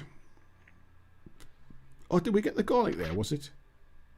Oh, yes, we did. We took the garlic. So, we can either drink the liquid, we can ignore it and try the door at the back of the storeroom, or we can leave the way we came in. Gareth Lewis says, drink the liquid. Why the hell not? Let's see what it does.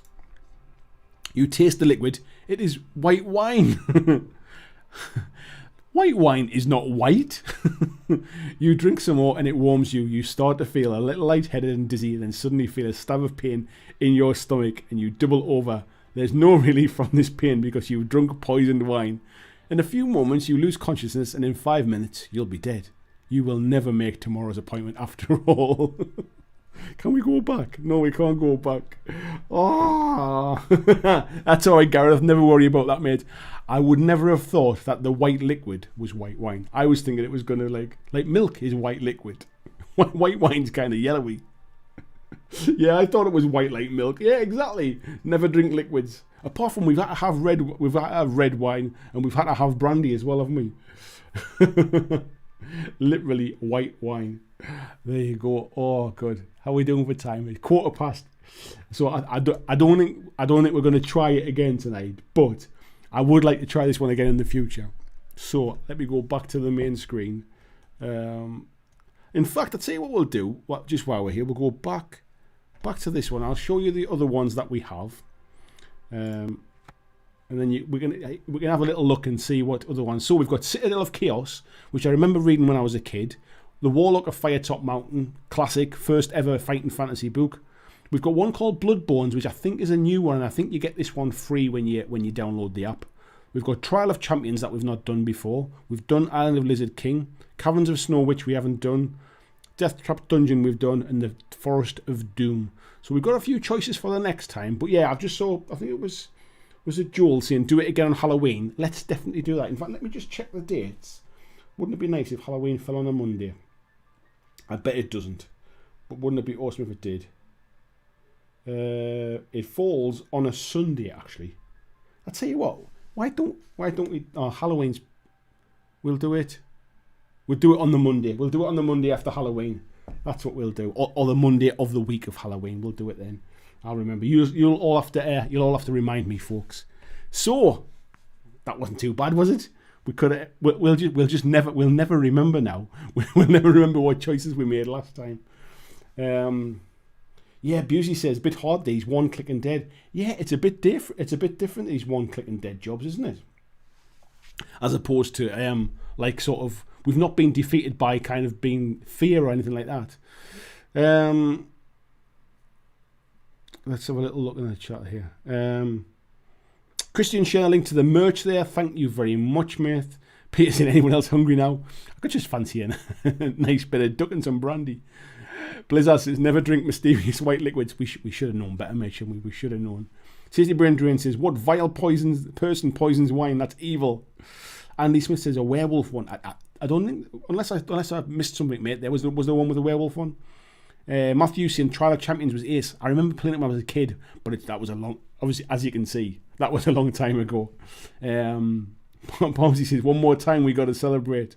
Scott says, what's the app? The app is called Fighting Fantasy Classic, mate. You can get it for your mobile phone. You can get it on Steam for PC and stuff. I think you can get it for Apple as well, like on through Steam. The app itself is absolutely free. It comes with that Bloodborne, and then I think the books are about £2.50 each or something like that. And today I bought the full set, which is 9 books, I think, of a couple I'd already bought, but you got all 9 books for like 15 quid, I think it was. So it works out a little bit cheaper. So I just thought, we're going to do it again, aren't we? We all enjoy doing it. So I thought I might as well just buy them all. Some very kind folks donated on the live stream last time we did it in order to buy another couple of books or something. So yeah, I thought let's spend that money in there and buy the books for the future. James says, Andy, get a tattoo that says, don't drink the white liquid. Shall I get it on my forehead so you will all see it? I don't have to look at it, but you will all get to see it. Dirk saying yes, Bloodborns is the free one. That's right. Marcus says never drink mysterious liquids. Lord Maiden says, could we do Walk of Firetop Mountain again next? Of course we can, mate. Yeah, absolutely. John Estel saying, yeah, All Saints Day. Yeah, we probably shouldn't do the horror stuff on All Saints Day. We'll do it the Monday leading up to Halloween. Scott says we need a t-shirt saying we drank the white liquid. Is that the new BlackJack Legacy t-shirt? I drank the white liquid. Dirk says I keep my notes until November. I might have played it a little bit by then. Matthew says never finished House of Hell as a kid. I've never played that one, mate. It's the first time I've read it. I just thought rather than being kind of like what do you call it? Rather than being like very high fantasy, like wizards and kind of dwarfs and elves and stuff, I thought after with what's it called, with Cursed City being on the horizon from Games Workshop, which I'm quite excited about, with vampires and stuff, I thought it might be a nice little addition. Tasty Brain Drain says I think I'll remember poisoned wine. I'll probably never drink wine again. It's probably would put me off for life. Peter says, is there one called Wine, Women and Song? Well, we've definitely had the wine, mate. There was a couple of women in it, and if you want to sing us a song, mate, I'm sure we can arrange that one. Pomsy says, easy for me because I'm a professional. Peter says that this one is one of the hardest, if I remember correctly. If I seem to remember this one, and I think Death Trap Dungeon is pretty sneaky as well. Tasty Brain Drain says, at least we weren't robbed. We hardly saw anybody in the first one. Bit of white wine. Barry says, at least we weren't beheaded. We could be reanimated. Vijay says, apologies for the lack of participation, folks. I need to get this damn Chaos team finished. That's all right, mate. It's nice of you to come and kind of have us as background hangout, mate. Peter says, I'm pretty sure they'll rob our corpses. Busey says, Mantic have got some of these type of books. Could try one of them, maybe. They've certainly got one, mate. The only thing that kind of why I've not chose to use the Mantic ones is I think having the app which shows all of the dice rolling and it automates it all. I'm not sure it would have the same effect if I just sat with a book and rolled a dice and kept all the notes with pen and paper. With the app for this one, it just means I'm not having to try and remember, like, read the chat, read the book, sort of roll the dice, keep on top of the notes, make sure the stream's working. It just takes some of that out of my hands and makes it a bit easier.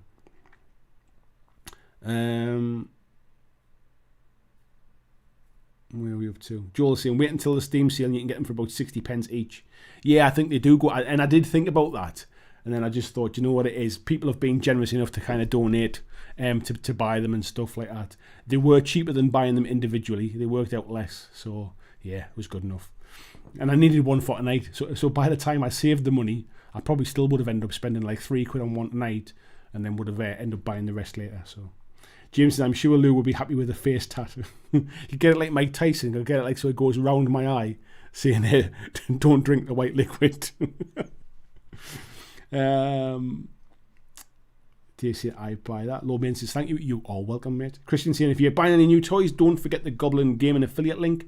Yes, don't forget if you're picking up some Dark Angels that were out this weekend, if you're thinking about picking up any of the new stuff that's coming out, all I ask is click the link, check out Goblin Gaming's prices, and their service is fantastic. I've never been let down by their service. So yeah, just check them out. Basically, you pay exactly the same price. In fact, you get a discount because Goblin Gaming do them with discounts. You get a discount and I make a small commission because you shop through my link. That's how it works. Pomsy says, it seems these books are totally random. I love them though, don't get me wrong. There's definitely a bit of an old school feel to them in the fact that, like, a bit like video games back then, like there was no save point. It's just you die kind of thing. James says, a tea that says, I subscribed to BlackJack Legacy and all I got was the white liquid. That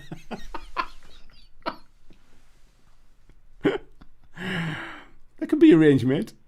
Pomsy says, 1 minute you're flying high, next minute you're dead. You're not wrong, mate. Andy Smith says, still good fun. Yeah, they are good fun, aren't they? Marcus says, Cursed City is going to rob me.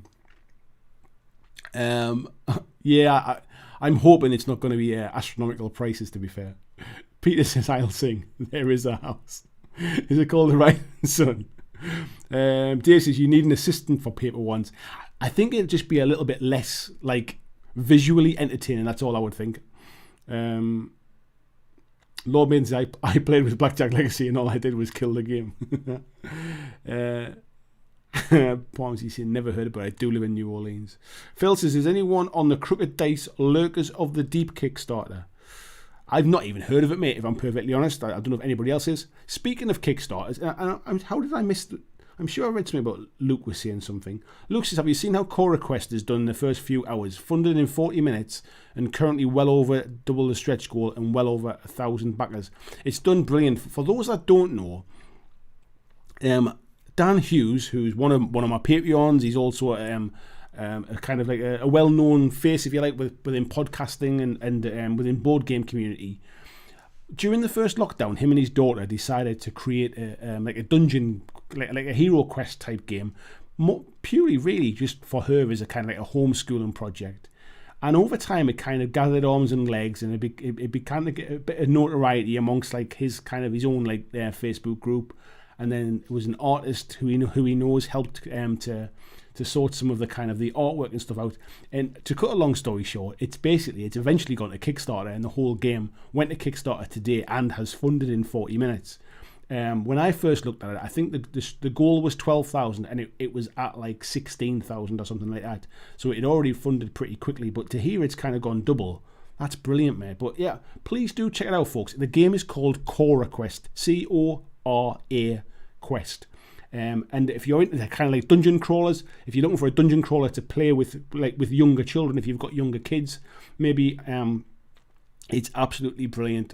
A lot of the characters have been designed by other kind of like community members, children and stuff, and then they've been sort of tweaked by an artist to like obviously improve them a little bit from where like 4 and 5 year old kids have drawn these things. But it looks awesome. There's loads of stuff online. Please do check it out. And support. So this is what Kickstarter really is about. This is the heart and soul of Kickstarter. It's not about sort of putting loads of money into Simon's pockets. Kickstarter was designed to help people bring projects like this to life, and I 100% kind of support anything that Dan's done with this one. John says the next mug should say clear liquids only. I will definitely put that on the next mug, mate. Do not drink the white liquid, not for white liquids. Tasty Brain Drinks says, well, if we're tattooing reminders on us, don't forget to tattoo a warning about Sammy Junkers. James says, I've stuck 150 quid in my Warhammer pot, so by the time Curse City comes out, I'll be raring to go. I'm probably going to hold back on any spends, knowing this is coming down the line, and it's something that I 100% want. I just hope it doesn't. I hope it just doesn't get nuts on the pricing. Phil says, like a skirmish version of Shadows over Innsmouth. Like a skirmish version of Shadows over Innsmouth. What was that one about, Phil? Oh, is anyone? Oh, it cooked like Lurkers of the Deep. No, I've not heard about it, mate. Honestly, I don't know anything about it at all. I've not even heard it mentioned. Warwick Dark Edge says Blackstone is $150 right now. I assume Curse City will be 175 at its cheapest, but could also see it being 250, similar to Big Necromunda. I don't think it's going to go nuts, mate. I mean, the original Silver Tower, I think, was like 95 quid. I think it's...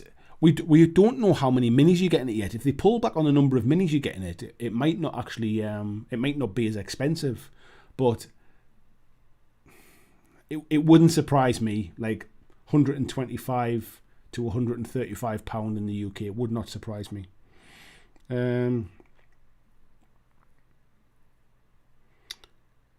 Christian said it'll be the first GW product he's bought in a few years, not including paint. I didn't realise that, mate. Marcus is saying Cora Quest. Cora Quest with a C, mate, not with a K. Christian says, when does Cora Quest go live? It went fine tonight, mate. It's Cora with a C. Did I say K? It's definitely with a C, mate. James says, I think Cursed City is going to be hard to get. My best mate usually lets me buy big boxes, but even with me getting it, he wants a copy. Yeah, I think it's going to be one of them as well. I think if you think you want it, I would definitely try and get it on launch day, basically. I think it's going to be tough as well. Peter says, I think I'm not buying anything until I get my bolt action stuff painted. I think if you've got projects to do, mate, and you're more than happy with them, 100% stick with your projects. Andy says, I'm looking forward to Curse City to add to my pile of opportunity. Yeah, Curse City is going to be like one...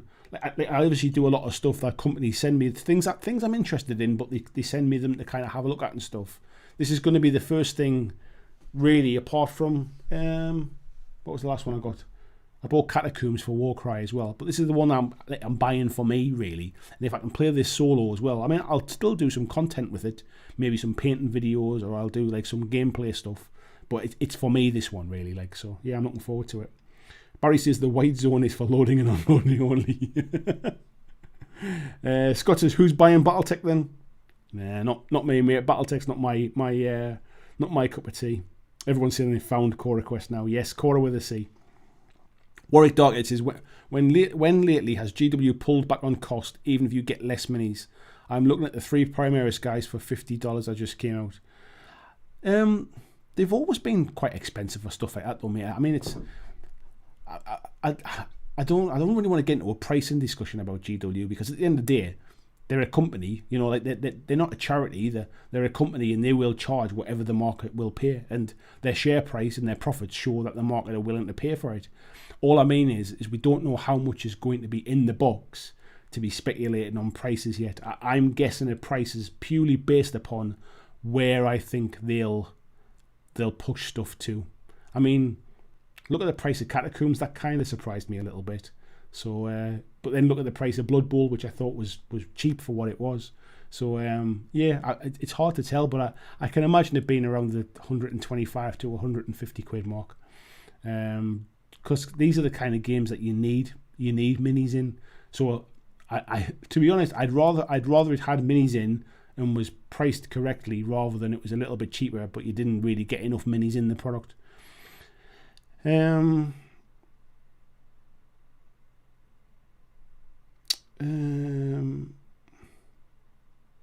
Yeah, Marcus is saying Core Quest. Tony's saying he's backed it. Yeah, I remember seeing that in the paper, mate. You backed it. Peter says, what could get me over the line is if it includes nice scenics. They tend not to have any kind of scenery pieces in, mate. Maybe like a few little kind of scatter bits, but they're generally not really kind of scenery pieces in them. Marcus saying, I think Curse City's going to be like the Indomitors box, going to sell out fast and be on back order for months. Yeah, I think that's going to be the case, mate. Yeah, James says, seems like Curse City would meet Lou's criteria or games she would like. I'm not sure, mate, because she wasn't that keen on Silver Tower, if I'm honest. But it was probably the first miniatures game that she'd really played, so maybe that was a bit of a step too far at that particular time. With hindsight now, and with her playing more stuff, it's quite possible that she might be interested in it. But I'm hoping by the time it comes that like my older lads can come and visit again. Because now that they're 18, they're not allowed to come and visit anymore now with lockdown. When they were under 18, it was classed as like shared parenting between me and their mum. But as soon as they turned 18 last November, then basically they're adults and they can't come over anymore. So I've not seen my boys since Christmas, really, to be fair. I saw them on Christmas Day and that was it. I've not seen them since then, so it's... Yeah, I'm missing them. Andy's saying, when's Curse City due to be released? No idea, mate, at the minute. We're all guessing it and stuff like that, but there's no firm prices and no firm dates yet. Just that it's happening, basically. Peter said enough. Good night, Peter. Take care, mate. Hope you're feeling a bit better tomorrow. Vijay says, yeah, he's fine. Finished glazing these horns and they came out great. Then I can go and clean up some of the Chaos Warrior armors on black. I've forgotten I've already done 2 layers of dry brushing. Nicely done, mate. I can't wait to see them finished. This is way to finish a good finish. I misread it the first time, mate. Yeah, I'm looking forward to seeing them though. James is saying, is Curse City really a miniatures game? It's basically a board game. It's a miniatures game in the way that there'll probably be expansions with more miniatures, and you'll normally buy more miniatures to add to it. And things like White Dwarf will include extra stats and stuff for extra miniatures. It's definitely right on the fence of a board game, really, but only because there will be more miniatures you can add to it is why I'm saying it's a miniatures game, really. But it's along the lines of, I guess, something like Hellboy from Mantic. It's probably along them lines, and I still kind of, because you can keep buying more miniatures for it, I always find that it kind of falls on the side of like collectible miniatures game type thing. Barry said, just picked up the Hate Core game. If you want a ton of great looking minis for a decent price, it's a great option. 110 minis. The game is about $100. I remember seeing the trailer for it, and it felt a bit over the top and a bit edgy, like as if they were trying too hard. So I kind of passed me by, but I have heard since then that it's a pretty good game, actually. John says, I've bashed GW a bit on cost in the past, but with a bit of eBaying, I've nearly completed a 2,000 point 40k army with rulebook and codex for about 150 quid. That's not bad. At the end of the day, mate, that's exactly it. Everyone makes their own choices. If it's too expensive, or you think it's too expensive, regardless of whether you can afford it or not, if you think it's too expensive but you still want to play, you need to find other ways to do it, and that might be buying non-GW models to play 40k. It might be buying second-hand models. It might be trading stuff. It might be sort of selling some old stuff that you've got to raise funds to buy the stuff, and basically just turning stuff you're no longer using into stuff that you want to have. Everyone makes their choice, don't they, at the end of the day? And we can rant and rave, and we can kind of like complain about the pricing, but they keep making money, and people are willing to pay it, and therefore nothing is going to change as long as people keep paying it. If they ever get to a point where a big chunk of people say, nah, that's too much for me now, things might change, but it's not reached that point yet. So one Warwick says the timeline for Warhammer Underworld had the vampires that were teased at the same time releasing in April, so I'd guess April or May.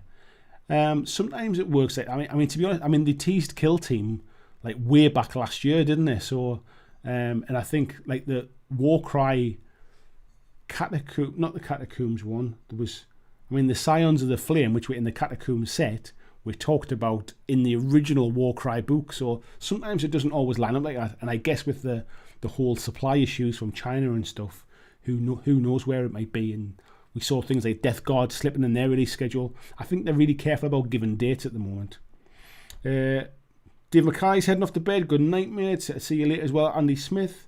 Phil saying the minis for Hate are awesome. Barry says Hate is a little over the top for sure, not for younger audience.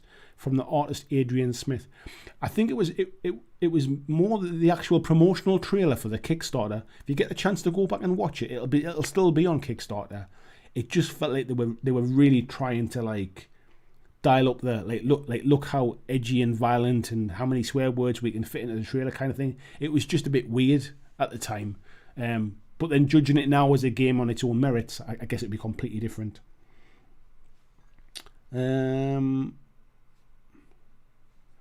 Where are we up to here? Scott saying, I'll just buy a 3D printer. Warwick says, I think Kill Team was a victim of pandemic. Yeah, it wouldn't surprise me. It wouldn't surprise me. Well, Palmsy, sorry my Patreon bounce. That's alright, mate, don't worry about it. This is what happens. I always get about 5 or 6 every month Patreons that bounce every month, and it's purely because people's card numbers cards have expired, or Patreon's being a bit funny about it. I always just send like a little friendly reminder, and it's a cut and paste thing as well, just so that basically I'm not targeting individuals or anything like that, saying, by the way, you haven't paid. Yes, thank you very much, mate. There's no need for that though. What were we just talking about there? Kill Team a victim of the pandemic? Quite possibly. I think it's it had to come out after 9th edition because of what was in the box. And to be honest, it was getting towards the back end of the year by the time like a lot of that stuff came out. So yeah, maybe it would have been the November release had sort of the summer seen the release of 9th edition. Where are we up to? Taliesin says, I hope the box of Warhammer Quest won't be full of doors. It's quite possible it will be, mate, because it's based on a board just going between rooms and things, isn't it? I mean, things like Silver Tower didn't have any terrain at all. It was just all minis. I think I'm trying to remember what Blackstone Fortress had. Did it maybe have some like kind of computer terminals or something like that? They tend not to have a lot of kind of like scatter terrain in them. Marcus says, over the course of 15 years, I think I've spent a little more than $1,000 on GW stuff. Which sounds a lot of money, but over 15 years, I think over a lot of hobbies, you probably would have spent quite a bit of money. Like if you're into photography, you'd have spent more than $1,000 over 15 years. If you were into fishing or going like hunting or something like that, you'd spend more than $1,000. I get like things are expensive, but I guess you have to put them into the context of sort of how much time and enjoyment am I getting from the thing I've got. And then that value equation is different to everybody, I suppose. Tony says, I don't do the ranting or raving. I just dance through a daisy field and buy sorts of random stuff. And that's the thing, mate. I mean, there's plenty of choices out there. If you think that GW is expensive, the thing is, lots of companies are expensive, but I think they kind of get away with it. I don't find, as an example, I don't find War Cradle cheap. I don't find Malifaux cheap. I don't find Privateer Press cheap.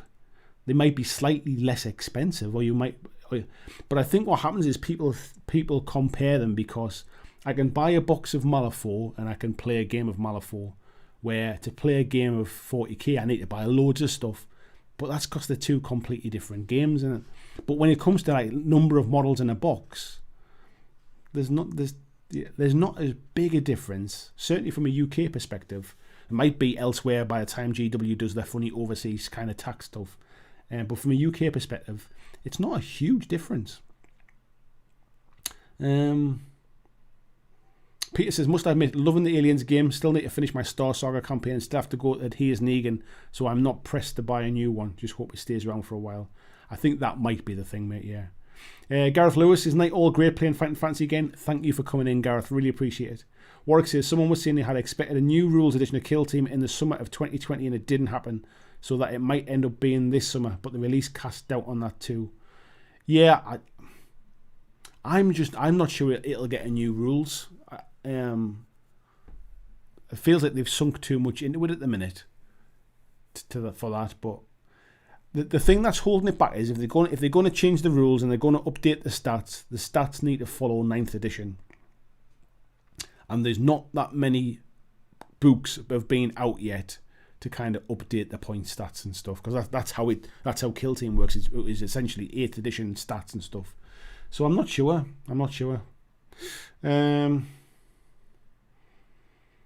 Joel says it can't have more doors than House of Hell. Exactly, mate. Exactly.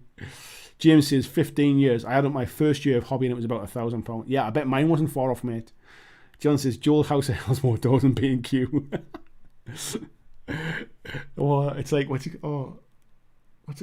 Like the Everest adverts, Everest doors and windows. The double glazing salesman must have took an early holiday after he'd gone around that place.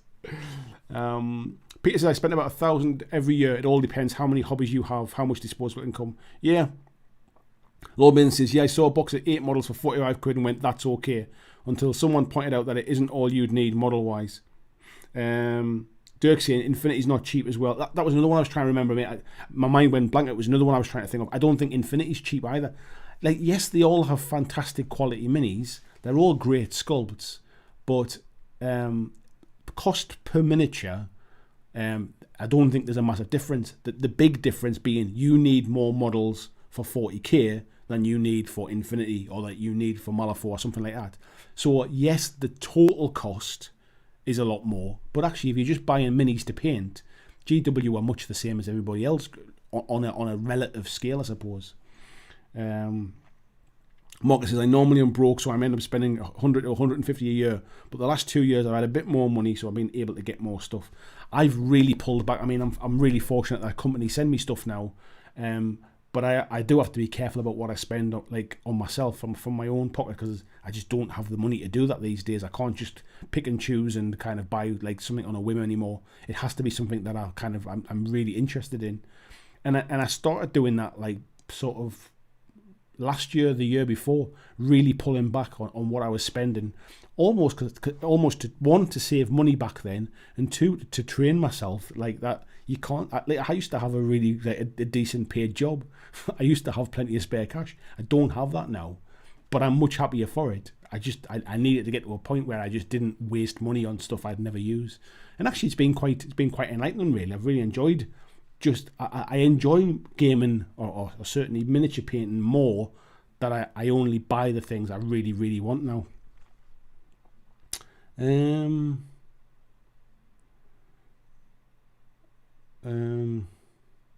Dirk says, that said, GW sells single hero miniatures for double the price.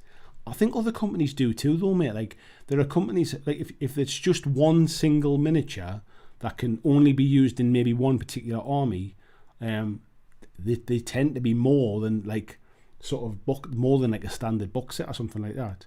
Maybe not as much as that, but yeah, just generally. James says, for the record, Blackstone Fortress came with no series. Yeah, I thought it might have come with a couple of like little terminal things, but I might have just imagined that. Yeah. Barry says, I may be wrong, but a box of Malifaux is just as much as a box of 40k Marines. You get less, but you need less to play. Yeah, that's exactly right, mate. It comes down to the fact that, like, so for example, I got sent some stuff today from War Cradle. These are the boxes for Mythos. And in this particular box, there are 1, 2, 3, 4, 5, 6. There's 7 models in that box, which are resin sculpts. Beautiful sculpts, but there's no stat cards or anything like that in there. There's just the 7 models and the bases. And they sent me as well, they sent me another box which is a different faction. This one is the Whitebone, and there are 1, 2, 3, 4, there's 5 models. Some of them are a bit bigger, but there's 5 models in the box, and that's like, I think that's £35 for that box. So price for a box of minis versus price for a box of minis, there's not a lot of difference. The difference being that's a faction and you can play the game with it. That's like 100 points. That's when it gets different. So I think people get carried away with the need to always buy more stuff.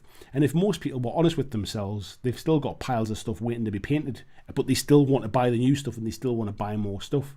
So it's everybody's hobby. Your hobby how you want. You spend your money how you want. You can choose to not buy stuff. You can choose to vote with your wallet and not support certain companies. But at the end of the day, people make their own decisions.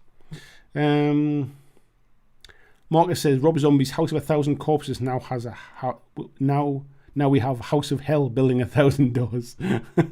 House of 1,000 doors.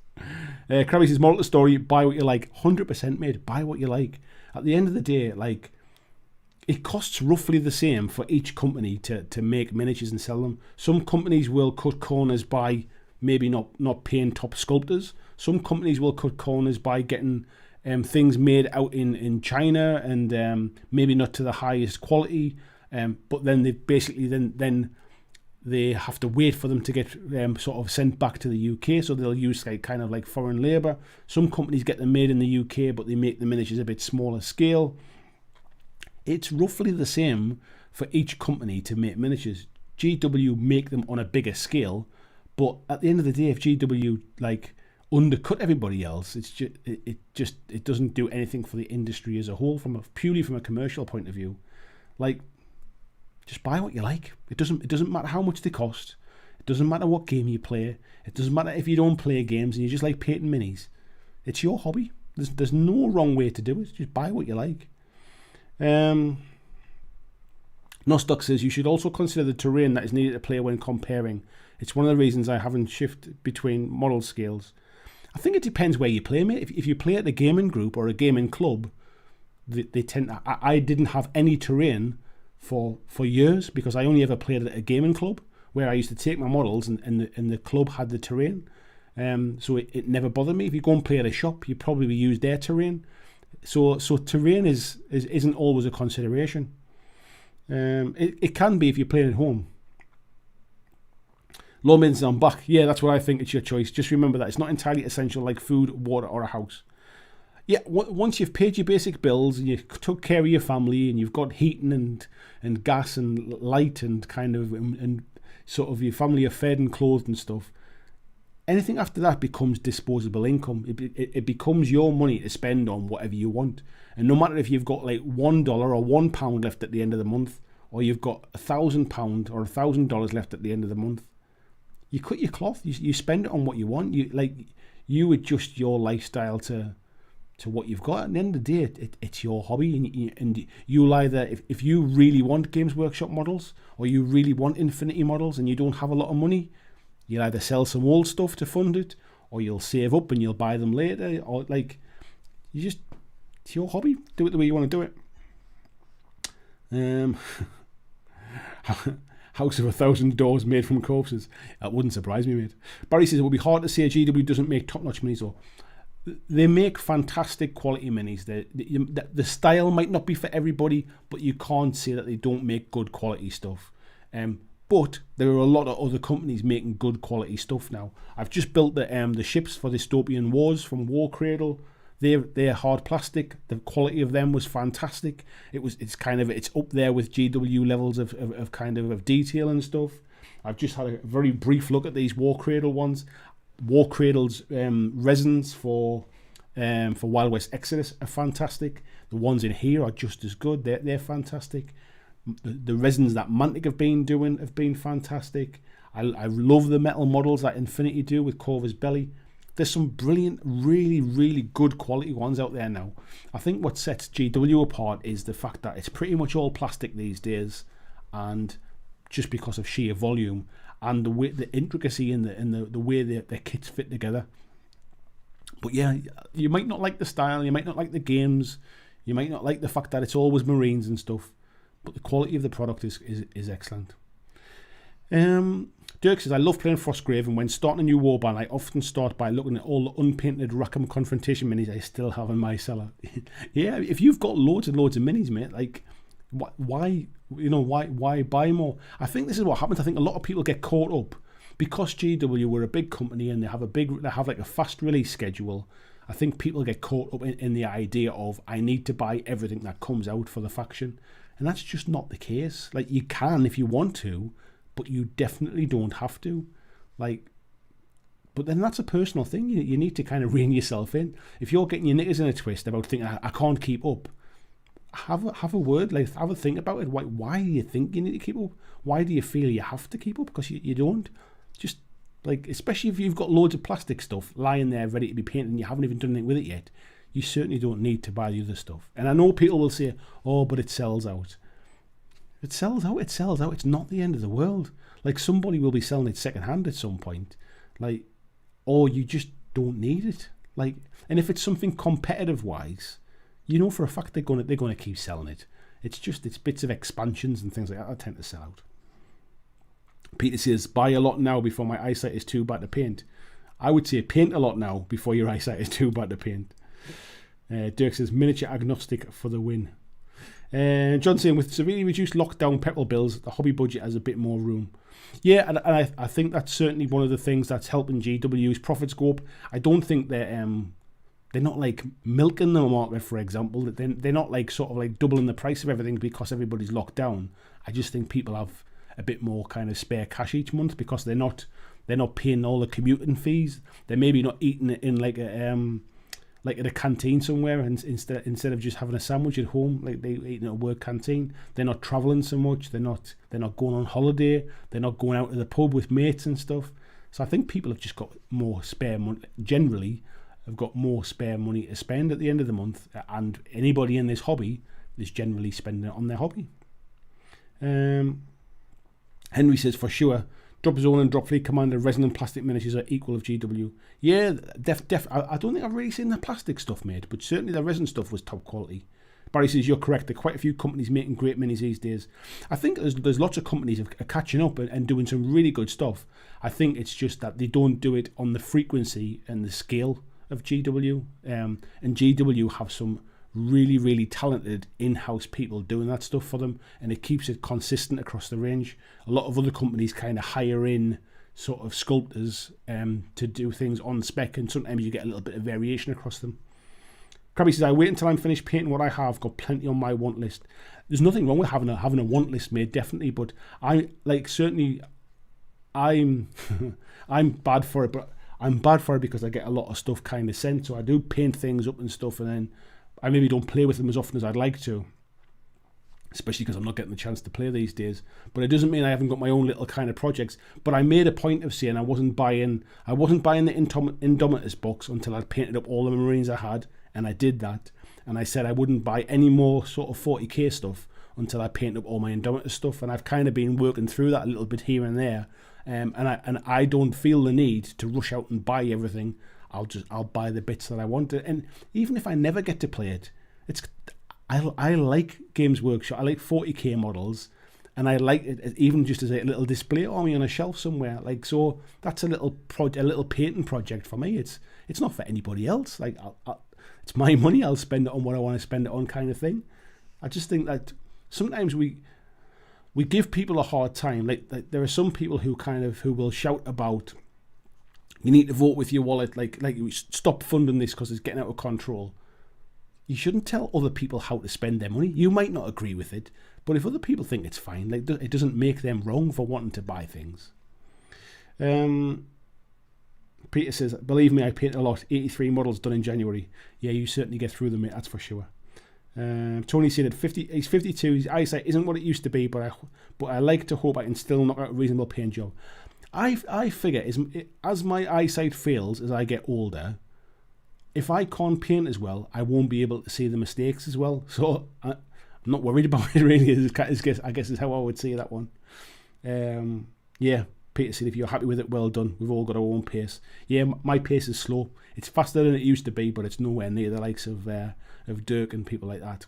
I paint for pleasure, and I get pleasure from it. And to be honest, a lot of the time it doesn't even matter what the model is. Sometimes it's just that process of completing something, getting paint on it and getting it to a completed state. ASDF says, I'm 35 with 20/20 vision and your painting is way better than mine. he just can't see it, mate. That's the difference.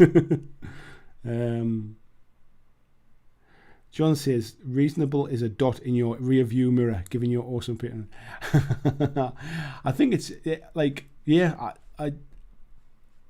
there are a lot better painters than me. A lot of people who are much better painters than I am, but I'm happy with my own standard, and that's, it's kind of nice to be in that position where it's just like, yeah, I'm comfortable, I'm happy. Will I ever get any better? Probably not, because I'm not really pushing myself. But I'm happy when I've got like a finished warband or a finished crew or something. I'm happy with that overall look. Marcus said, Peter says, I just want to have a full collection painted so I can have big games when I retire. Yeah, let's hope you're not planning retiring anytime soon, mate. Marcus says, since 2019, I spent $690 to play a Warcry, which has gotten me the original box of Terrain, 2 Chaos Warbands, and a Chaotic Beast, and then I bought a handful of stuff to have a fully flushed out Flesh Eater Courts, Legions in the Gash, and Nighthorn, plus the Bringers of Death book, and then Sentinels of Order book. And worth it. Yeah, if it's worth it for you, mate, 100%. I'll be honest, I've bought lots of stuff for Warcry, but I get just as much pleasure from playing Warcry with the stuff that was in the starter box, with the Iron Golems and the Untamed Beasts. I get just as much enjoyment playing them two crews against each other with the starter box stuff. I've loved buying all the terrain and building the terrain and painting it up and stuff, and I've loved playing with the other warbands. But purely just as a game, that starter box I think is one of the best starter boxes they've ever sold. Yeah, Phil's got a set of magnifying glasses, painted a 10mm Baron Wars mini yesterday. Wow, I don't think I could ever paint that kind of small stuff. Right, folks, I can feel my throat is really starting to dry out and get a bit scratchy now. So I'm going to have a quick drink and I'm going to start to wrap it up, I think. I just wanted to say thank you very much, folks. In terms of videos this week, I'm not sure how it's going to be. My little boy, I mentioned last week, my little boy had to isolate from nursery because nursery had a couple of COVID cases. He was due to go back this morning. We got an email yesterday to say that the nursery is closed for another 4 days. So he's certainly not going back until at least Friday this week. So I'm obviously still on daddy daycare duty and stuff. I'm trying to squeeze things in an evening and like little bits of time and stuff. But I'll get as much done as I can. I'll try and get, obviously tonight doesn't give me any clips videos for tomorrow. But we'll be doing the painting stream, the hobby hangout on Wednesday.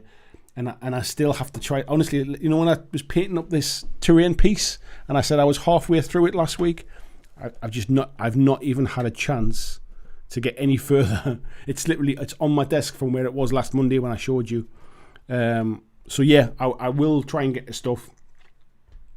But Dirk saying dry throat definitely a symptom of COVID. I think talking for 2 hours, mate, is a symptom of a dry throat. Stu saying another great stream. Thank you very much. Lord Main says it's been great. Thank you, Andy, and everybody. Sorry you got us killed with the keys. Don't be daft, mate. So yeah, I'm gonna try and get some more stuff done with videos and that this week, but it might be a bit more of a dry week. Bearing in mind I haven't got extra stuff to show, but I'll try and squeeze it in where I can, and then hopefully the little one gets back to nursery, and we can get back on the video wagon again.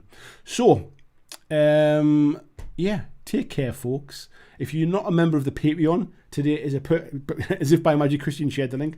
Today is the perfect day to join the Patreon, because you get to join at the start of the month, and you get a whole month to enjoy the Discord and all of the other stuff. And to see if it's for you. $2 a month, you can join the private Discord, and it helps me, basically helps pay the bills so I can continue to do this full time, because it's the kind of stuff that we cover, things like tonight's live stream, they're not the kind of things that drive ad revenue, they're not the kind of things that really drive subscribers, they're not the kind of thing that drive like views and things. They're the kind of thing that as a community that we all love and enjoy doing, and because I'm not reliant upon ad revenue to pay the bills, because I'm supported by the community, it means we get to do these kind of things. So if you've enjoyed it, please do consider $2 gets you into the Patreon. It helps support the channel. And yes, thank you very much. So take care, folks, and I will see you all on Wednesday. Bye now. Thanks for watching my video. I hope that you really enjoyed it. And if you did, why not consider clicking on the suggested video below to see more of the work that I've done. If you'd like to support the long-term sustainability of this channel, why not consider checking out my Patreon, where you can pledge and support from as little as $2 a month. And there is lots of different tiers and bonuses, which will give you access to a private Discord server. It will give you free t-shirts, free mugs, a podcast every month, and a number of other things, including getting your name at the end of every video, like these awesome folks who already support me now.